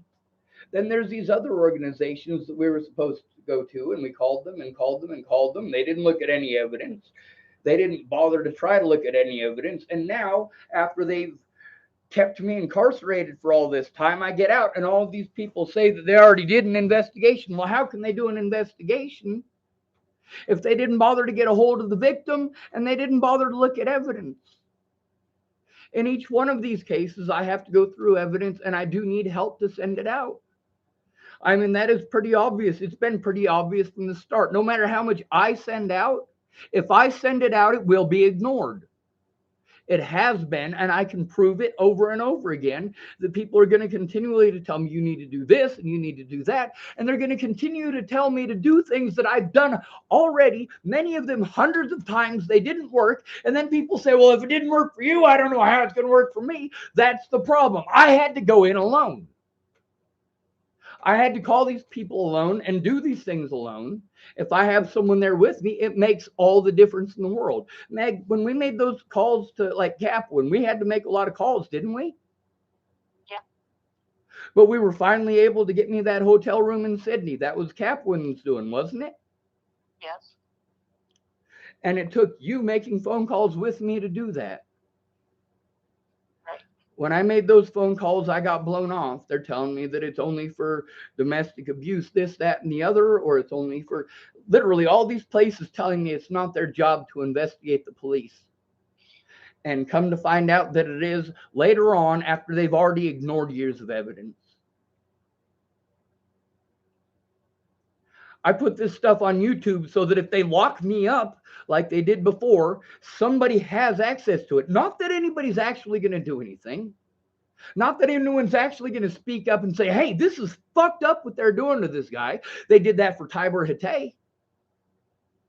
They did that for Dimitri Shankling. They did that for Zaid Atkinson. They did that for Samuel Leon Lawrence IV. They did that for many other victims of my predators,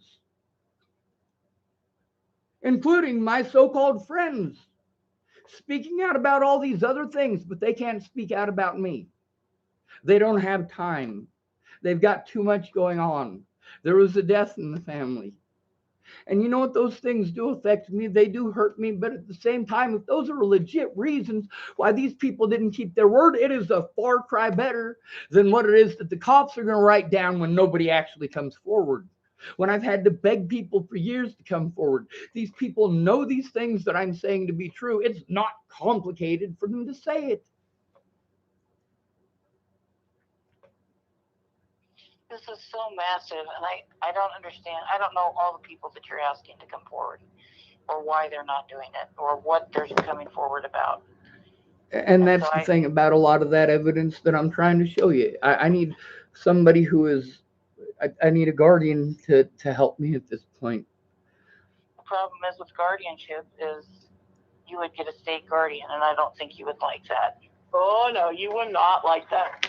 And see, that's the thing, is that I need an actual guardian. I need somebody who is actually going to speak up. And the thing with the state guardian is, if obviously you guys are aware that a state guardian is not a good thing, why aren't you speaking out about that? Well, we do talk. I do. We talk about guardianship, and all guardians are not bad. However, guardians are ruled by law too, and if something happens, then they're obligated to.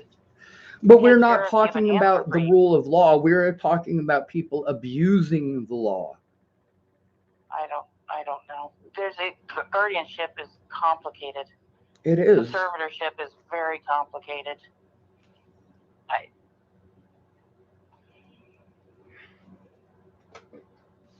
A lot of people keep saying, well, by law, these people aren't doing what it is by law that they're supposed to be doing.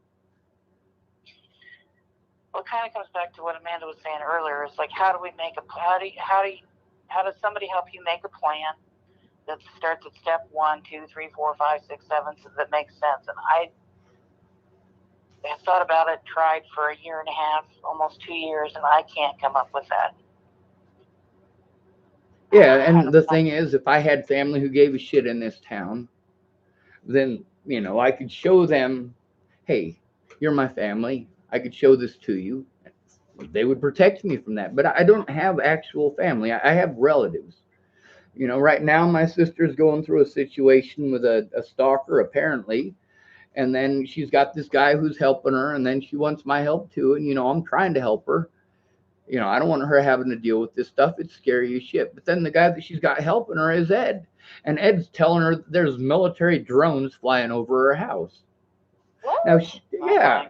I mean, obviously, they're not going to invest in taking military drones and stalking my sister with military drones. And I'm like, dude, please don't BS me. He's like, oh, well, my cousin's in the Air Force or in the Navy or something. I can get drones whenever I want. Like, this is the help that we're receiving. This isn't just Tara who received that kind of help. I had to deal with a lot of nut jobs and still have to deal with a lot of nut jobs.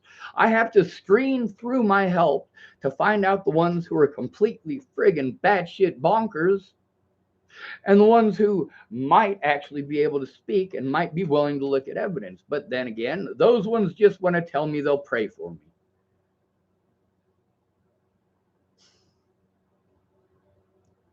Most of the people who want to offer to help, they're not going to be able to help. They obviously have a lot worse mental issues than,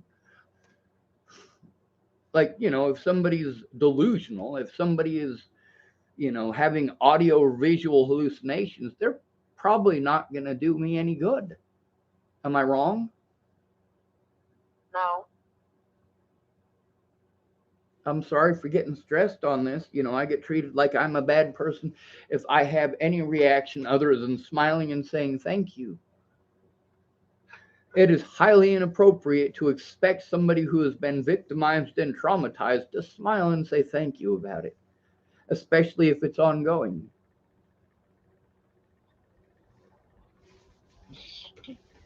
Amanda, can I ask you a criminal justice question? Sure. So if he does this paperwork,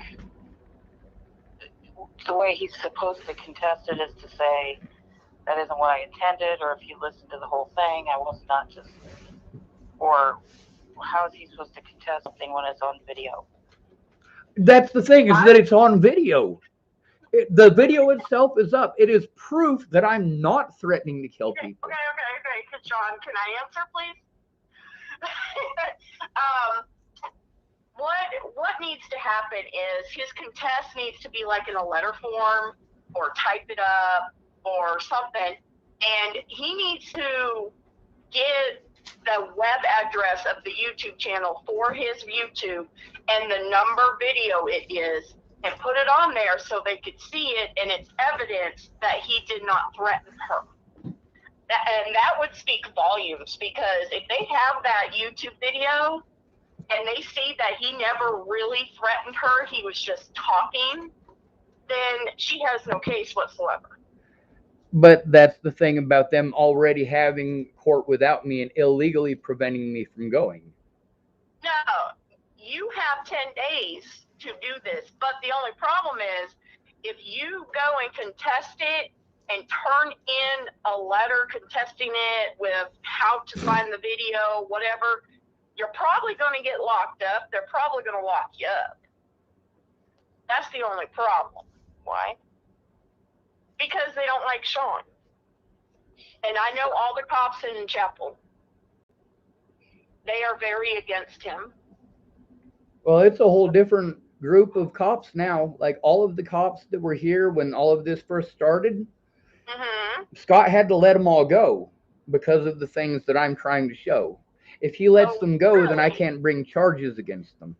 Okay, well then I don't know the cops anymore, so I don't know what they would do.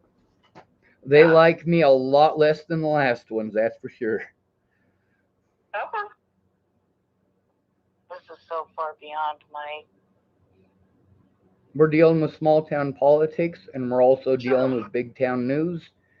And we're dealing with lynch mob mentality, and we're dealing with witch hunts over things that never happened, and we're dealing with a government who wants to look away from the crimes against disabled and homeless, which is why we are the #1 and #2 most victimized by the public, also #1 and #2 most victimized by the courts, and also #1 and #2 most murdered by the police, as well as #1 and #2 most murdered by the public. Can you give this video to Penny and her the number of it to Penny and Marcia? Well, I'm trying to, but like I said, they just want to focus on the housing thing. I keep trying to turn in the crimes. They want to focus on the housing thing. Now, hopefully on Monday, we'll be able to get something going with that, and I can try to send it to her, but I need to send it to you. I need to. Well, I need to send it to somebody who's actually going to do something with it if something happens to me. I sent you all that stuff, and the whole time I was in jail, I was hoping you'd be able to do something with it, or at least try to send it to Robert Harvoy. But then again, he wasn't willing to do his job. He was literally doing everything not to. Well, you mean the Google documents? All of it. That's the thing. Like, I didn't. That did that for you in Denver. Uploaded, I think, 1,800 some documents, and some of it's just like your drawings and.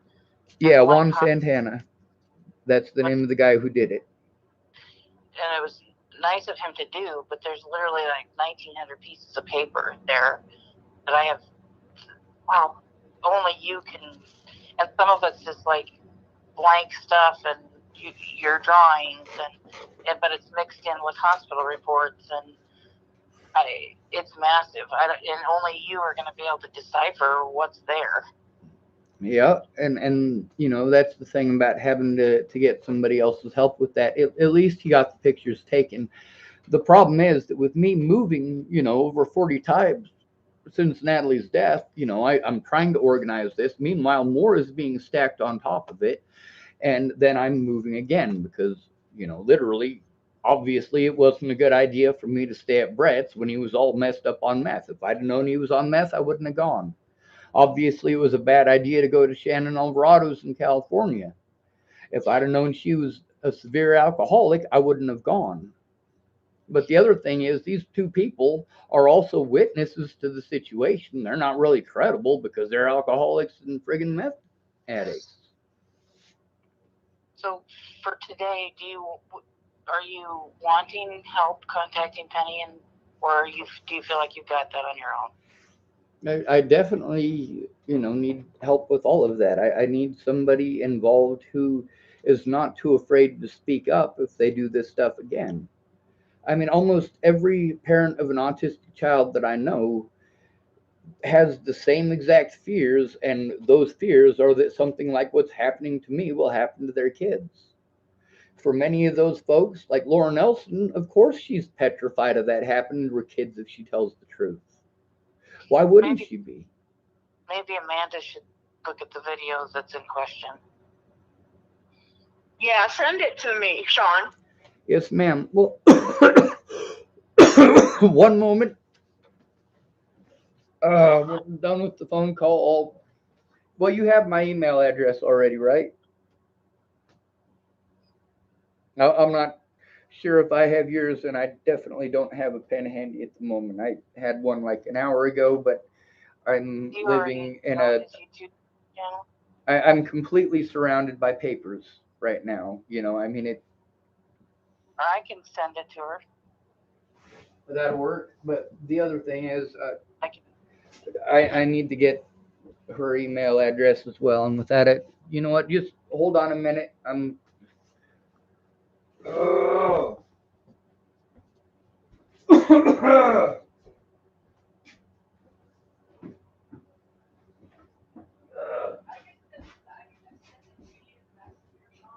That'll work. I literally just got down to the bottom of the stairs. I brought my pen.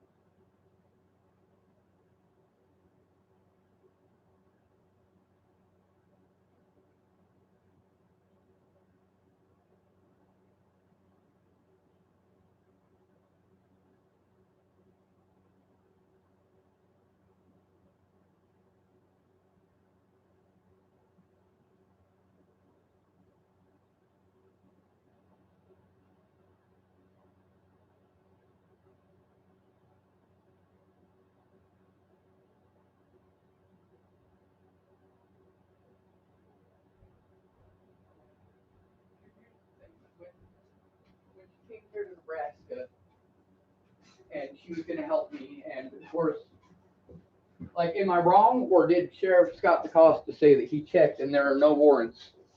That was my understanding, yes. That was my understanding too. But when we got there to try to get me safely away from my predators so that I could sit down and organize this and turn them in, I was arrested. Not only that, but the officer who arrested me, he arrested me on bogus charges in Logan County. This is literally the same officer who had handed me the paperwork when I was in jail in Arapahoe County. And that was another one of those instances, just like the situation now with Leslie Snell, where they went out of their way to make sure that I couldn't turn in my predators. If I'd have had someone in my corner, I could have turned in what Natalie Bollinger was doing and her friends. If I'd have had somebody there in person, I could have done that before she was dead. But people wanted to blow me off and blow me off. after she was dead, all of these people in her family that wanted to come at me and harass me and slander me and threaten me and all of these things, and they're allowed to have court without me. And that is the point. When you are called mentally ill, these people can victimize you whenever they want. And yes, people do need to speak out about that. I am tired of the abuse. I am scared shitless for a reason. I'm sorry, I shouldn't have gone off on that tangent. That's okay. What I understood about the warrants, because that confused me too, was that the Colorado warrants were local warrants. They weren't statewide warrants, so they're not on the statewide warrant system. Okay. And what did they eventually do? They dropped the charges. After spending 4 years of holding those charges over my head, making me to go to court date after court date after court date after court date, and doing absolutely nothing, all that did was prevent me from turning in my predators in law enforcement and prevent me from turning in Clearview. I mean, that specific instance was over Clearview, number one, keeping me longer than they should. Number two, assaulting me and putting drugs in me. Number three, preventing me from calling 911. And then number four, all of the crimes they committed to hide it. Now, later on, they killed Tibor Hatay doing what? Keeping him longer than they should and injecting him with drugs that killed him. Like, it's obvious to anybody who actually looks that people are dead because I was given the mentally ill treatment. I am still being given the mentally ill treatment. My predators are allowed to go free because of it. This is why people who are disabled have to have someone in their corner. They have to have somebody like the mandatory reporters. You know, I had to save the fact that, yes, I did try to turn these crimes into mandated reporters. It is not my fault that they're hundreds of miles away. It's not that I'm not trying. It's not my fault that they're blowing me off. At least I'm making the effort.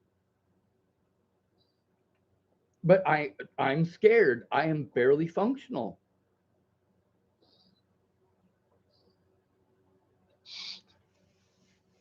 Sorry to come back to this, but do you want? I don't think you answered me. Do you want me to contact Penny? Yeah, I mean, you could explain the best that you can. You know, I mean, the thing is that yeah, I really would. About the current situation with the 10 days. Yeah, see, that's the thing. I got a hold of Marcia last night, and she has a bunch of stuff going on. So, you know, she's not going to be there on Monday, but Penny will be. The problem is that I have to wait until Monday for that to happen. I am stuck trying not to have a meltdown this entire time. I am scared shitless that I'm going to get railroaded in court again because I can't do these things myself. They have done everything that they can to make it illegal for me to turn them in by breaking the law to make it illegal. Do what? Did your car start? Now it's warmed up a little or no? It was able to start last night, but I'm not sure if it'll start today. Why? What's up? I was just wondering if Penny could see you before Monday, but it's only in Scotts Bluff. I didn't know if you could get there. You know, I drive like grandma, but the roads are not safe. Well, most of the roads over there are closed right now. I get a forecast and all road closures in Nebraska still. Okay. You're still keeping your dad safe, huh? Well, yeah, my dad's having heart issues. He's going to go have a major heart surgery next month, so. I like your dad. Well, I don't really know your dad, but I know that the last time I saw him, he was, you know, he talks to me and he smiles. Yeah. I don't know if he remembers me.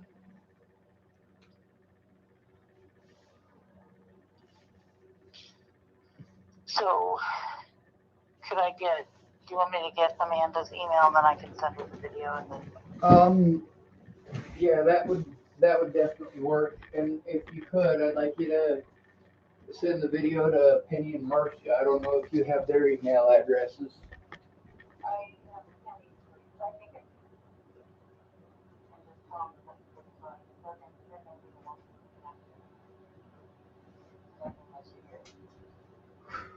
right. That's a lot of the stuff too, Meg, is that you're a witness to a lot of this, and they do need to understand that and take that seriously.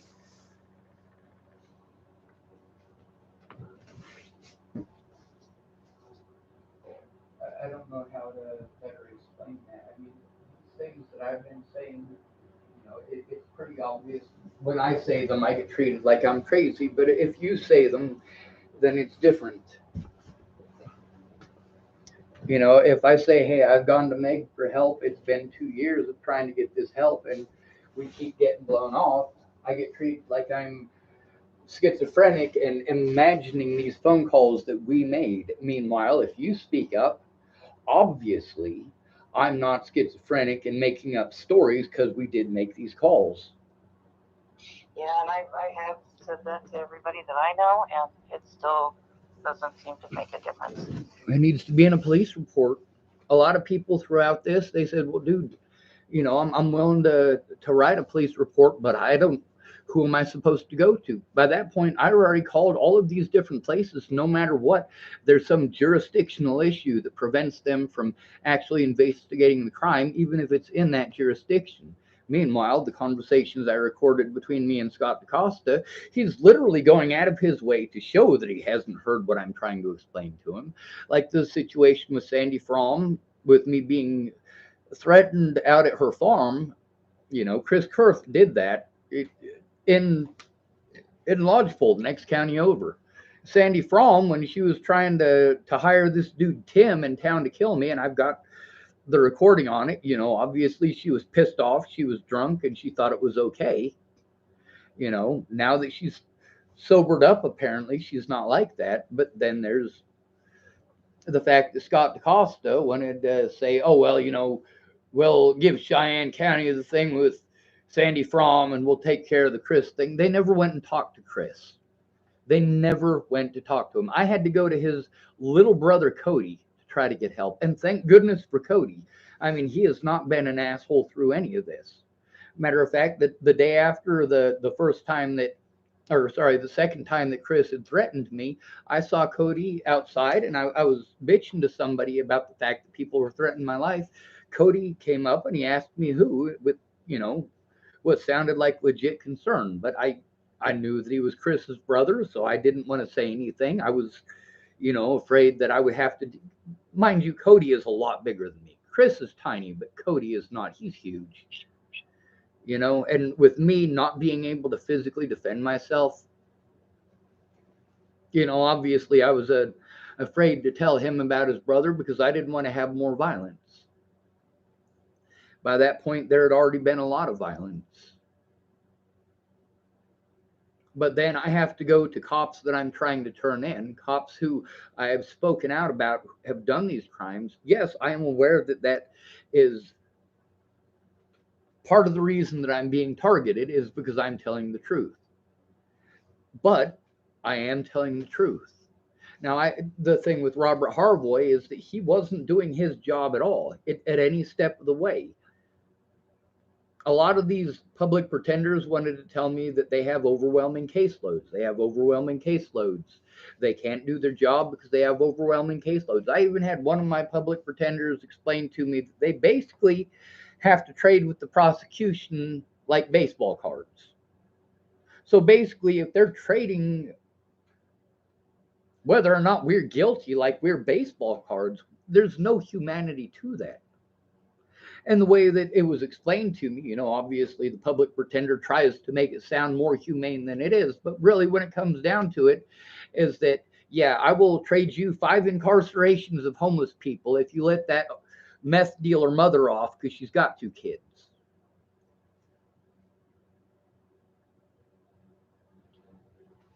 When they're telling me that they got like 1,800 people on their caseload, just like those ones that you talked to about the situation with me. Now, obviously, you didn't have a whole lot of organized evidence to send them. But again, they have their caseload is too big. Now, public pretenders, they could get hundreds of people thrown on them in just a matter of weeks. And then there's the fact that it takes actual work outside of the courtroom to be able to actually be allowed to defend your defendant in the courtroom. But if you were too lazy to do the work and you're still getting paid for it, there's a major issue. If you're not showing up to court dates and you are allowing your client to be victimized by the state because you're not showing up, that is a definite issue. If you are coaching your defendant in what to say in court so that you can get away with the things that you've done wrong, that is a definite issue.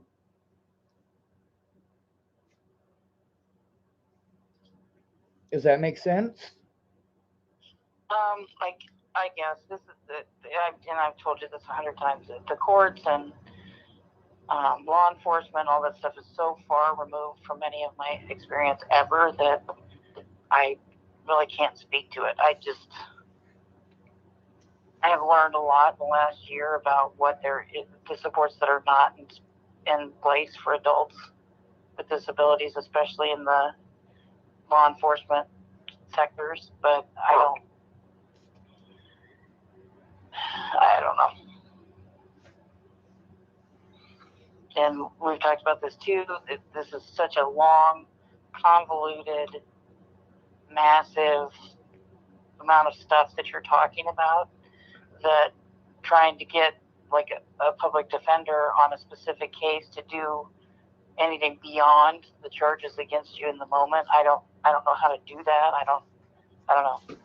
And that's the problem with having a public pretender, is that they're not capable of defending me as a result of that. I need help stopping abuse. I need help turning in abuse. They're taking advantages of my disabilities, including my financial disabilities and my housing disabilities, to get away with these things. And that ends up bringing us all back to ground zero again, which is needing somebody in person to help you gather the amount of information so that you can organize it in a way. I mean, stuff you've said a bunch of times, so that you can submit it in its entirety. And I don't know how to find that person or persons.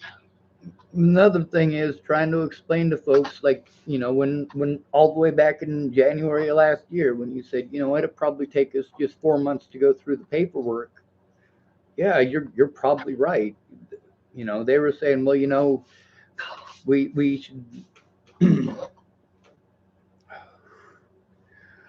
basically, I tried to explain to them that you guesstimated it would have taken about 4 months to go through just what you'd seen already, and there was a bunch of stuff that we didn't get sent.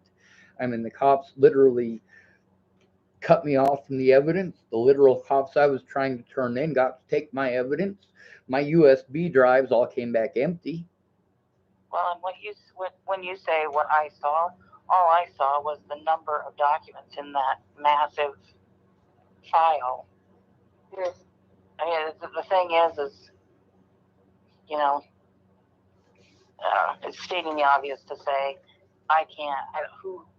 you need somebody in person. Only you are going to be able to say, this connects to this, connects to that.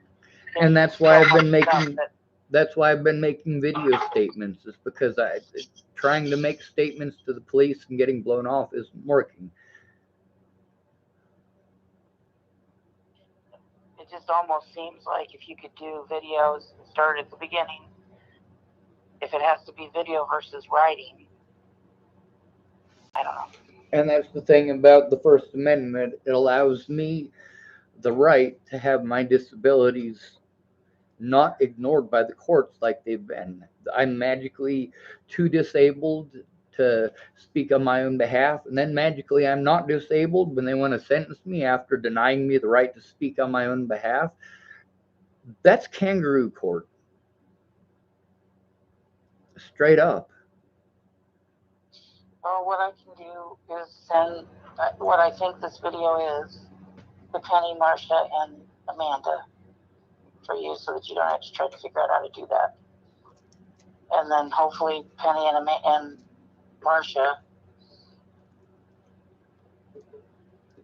since they're local, and Penny's your caseworker, right? Kind of, I guess. I mean, I think that's her title, but I'm not exactly sure. I believe it is. Okay.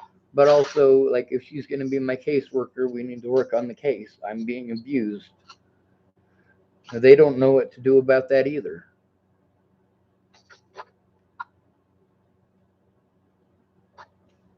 Shouldn't your caseworker go with you to court? I don't know. You know, that's what I thought back when I first started working with Nicole Peralta and Tamara. I thought that's what they were going to do. I thought, you know, the way that it was explained to me is that after we had gotten through jumping all through these hoops and getting disability, that I would be able to turn in the crimes against me. It would be a felony for these people to assault me. It would be a felony for these people to continue to harass me. So maybe we'd have to look at the Sears house, what their services are. Yeah. Well, services for at-risk adults are basically pretendy services. Yes, they exist, but no, they don't defend us. They don't protect us. They don't protect us from bad law enforcement. They don't protect us from bad laws. They don't protect us from local abuse. Because I have to go to the cops, which they won't do anything about, to turn in my predators, which the cops won't do anything about. So I got to try to turn in my abuse to these people. You know, this, even if I avoid the cop situation and say, hey, this is what Chris Kurth has done, this is what Robert Warnick's done, they say, well, we can't do anything. You have to call your local law enforcement. Oh.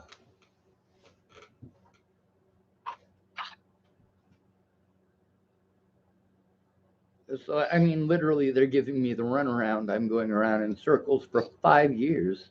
Yeah, it's going to get bigger. Every time that I try to turn them in, they trump up more charges and prevent me from going to court, call me mentally ill, loosely associated with schizophrenia, and I never get to speak. Sean, would you like me to copy Amanda on that Penny and Marcia one, or do you want to keep that separate for it's just Penny and Marcia? You can copy her into it. I'm not gonna try to keep her out of it. I'm trying to show this to everyone who is willing to look.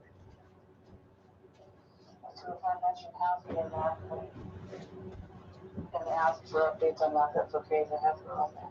That absolutely is.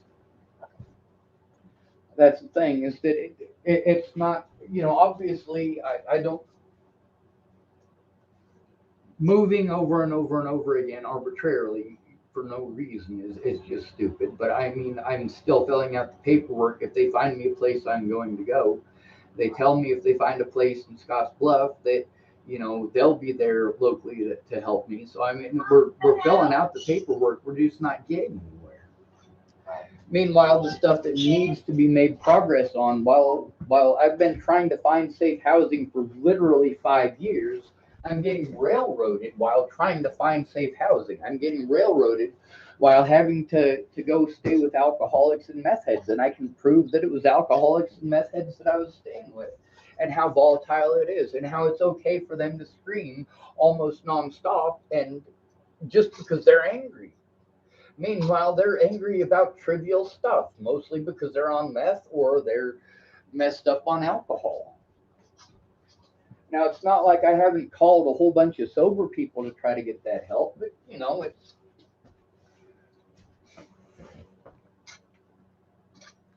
pretty much my entire life, the only folks who actually accepted me were the druggies. The reason for that is because when you're as different as I am, people don't like you.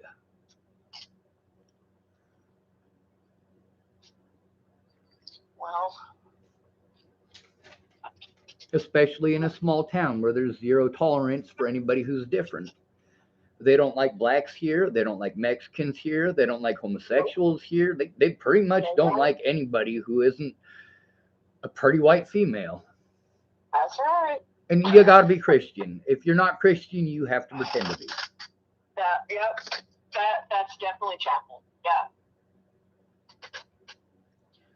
But when people are trying to tell me to move, they're not looking into the situations that have happened elsewhere when I've moved. The thing is that without being able to clear my name of these things, law enforcement nationwide is going to treat me the same way no matter where I go. I will have to be afraid to call the police no matter where I go. What's the best way for me to get a mail? I'm sure this is recorded, so I don't want her to get her email over this. Oh, that's the thing, is like, I don't even have a pen handy. You know, she I can. sent it to him through Facebook Messenger. Right. Sorry, I can back down the stairs.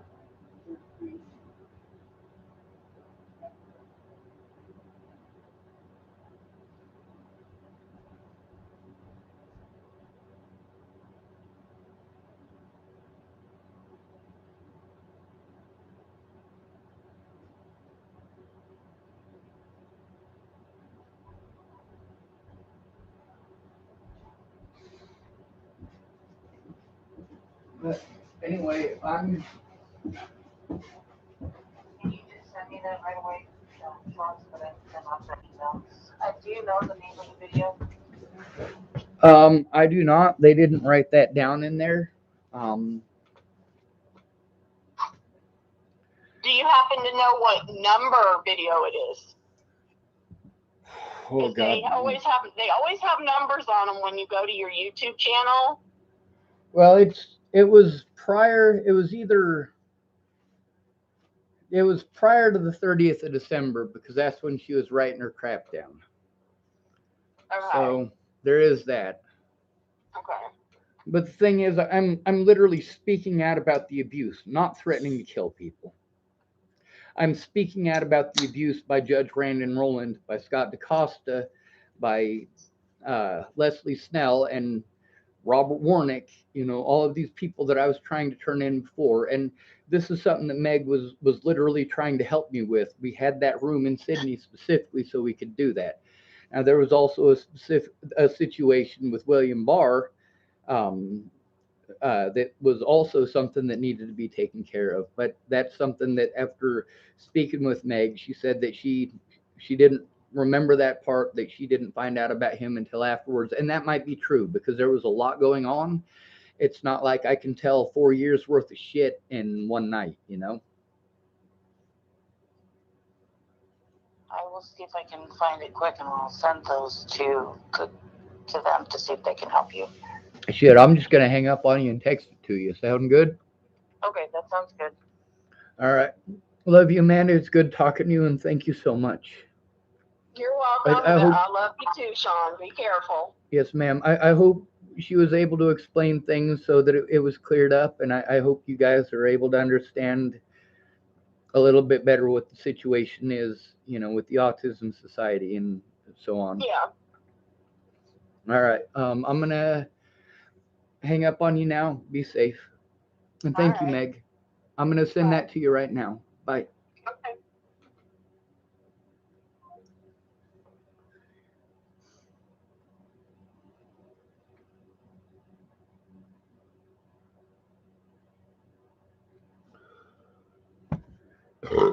Fuck, I know I have a goddamn pen.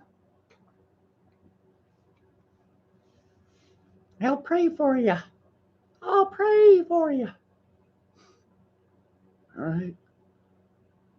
Pray. Normally I say please don't. It's fine to pray as long as you're not depending entirely on prayer. If somebody is being raped or molested or assaulted at home and you're just praying for them, that's horrible. Pray for a positive outcome and then go down to the courthouse with them. Pray for the cops to do something, but then help that person. Be there and present, because that increases the chance that the cops are actually going to do their jobs.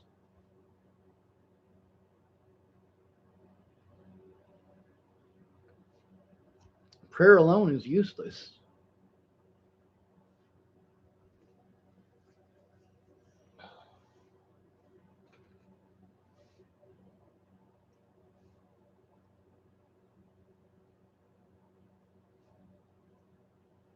Well, that didn't work.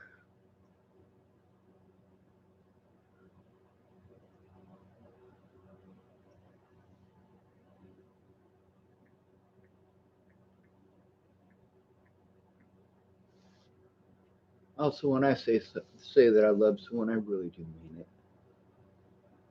When I say I love Kim, I really do. When I say I love Brandon, I really do. Just because you love somebody doesn't mean that they don't do hurtful things to you. A lot of times people don't realize that the things that they're doing are so incredibly hurtful. The things that they do are what allows these things to happen to others.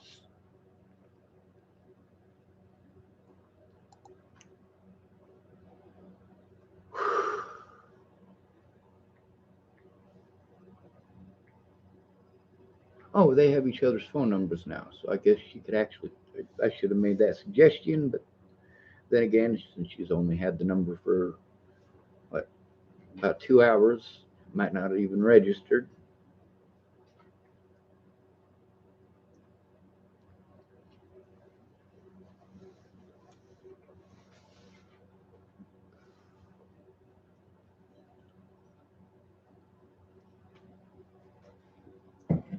Yeah, it's a disorganized mess.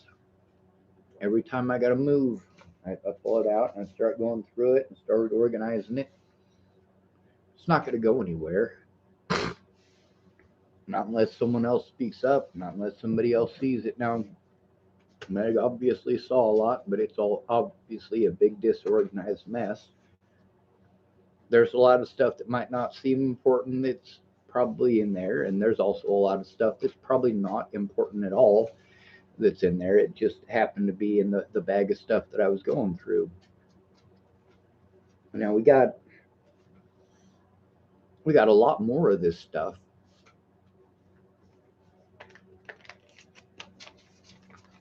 A lot more of it. But here's the thing, when you go to turn in bad cops and you got to turn them into cops, you do have to be afraid. You cannot go in alone. If you do, this is what happens to you.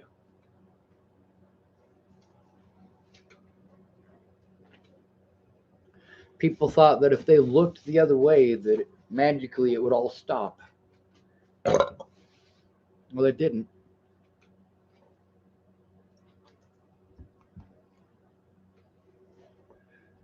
Now it ought to be pretty obvious to y'all that I'm doing everything I can to try to get an honest court date while I am denied even the right to go to the courthouse. I literally have to go to the same predators I've been. Well, looks like it says it's having problems loading my feed, so I'm going to end the stream.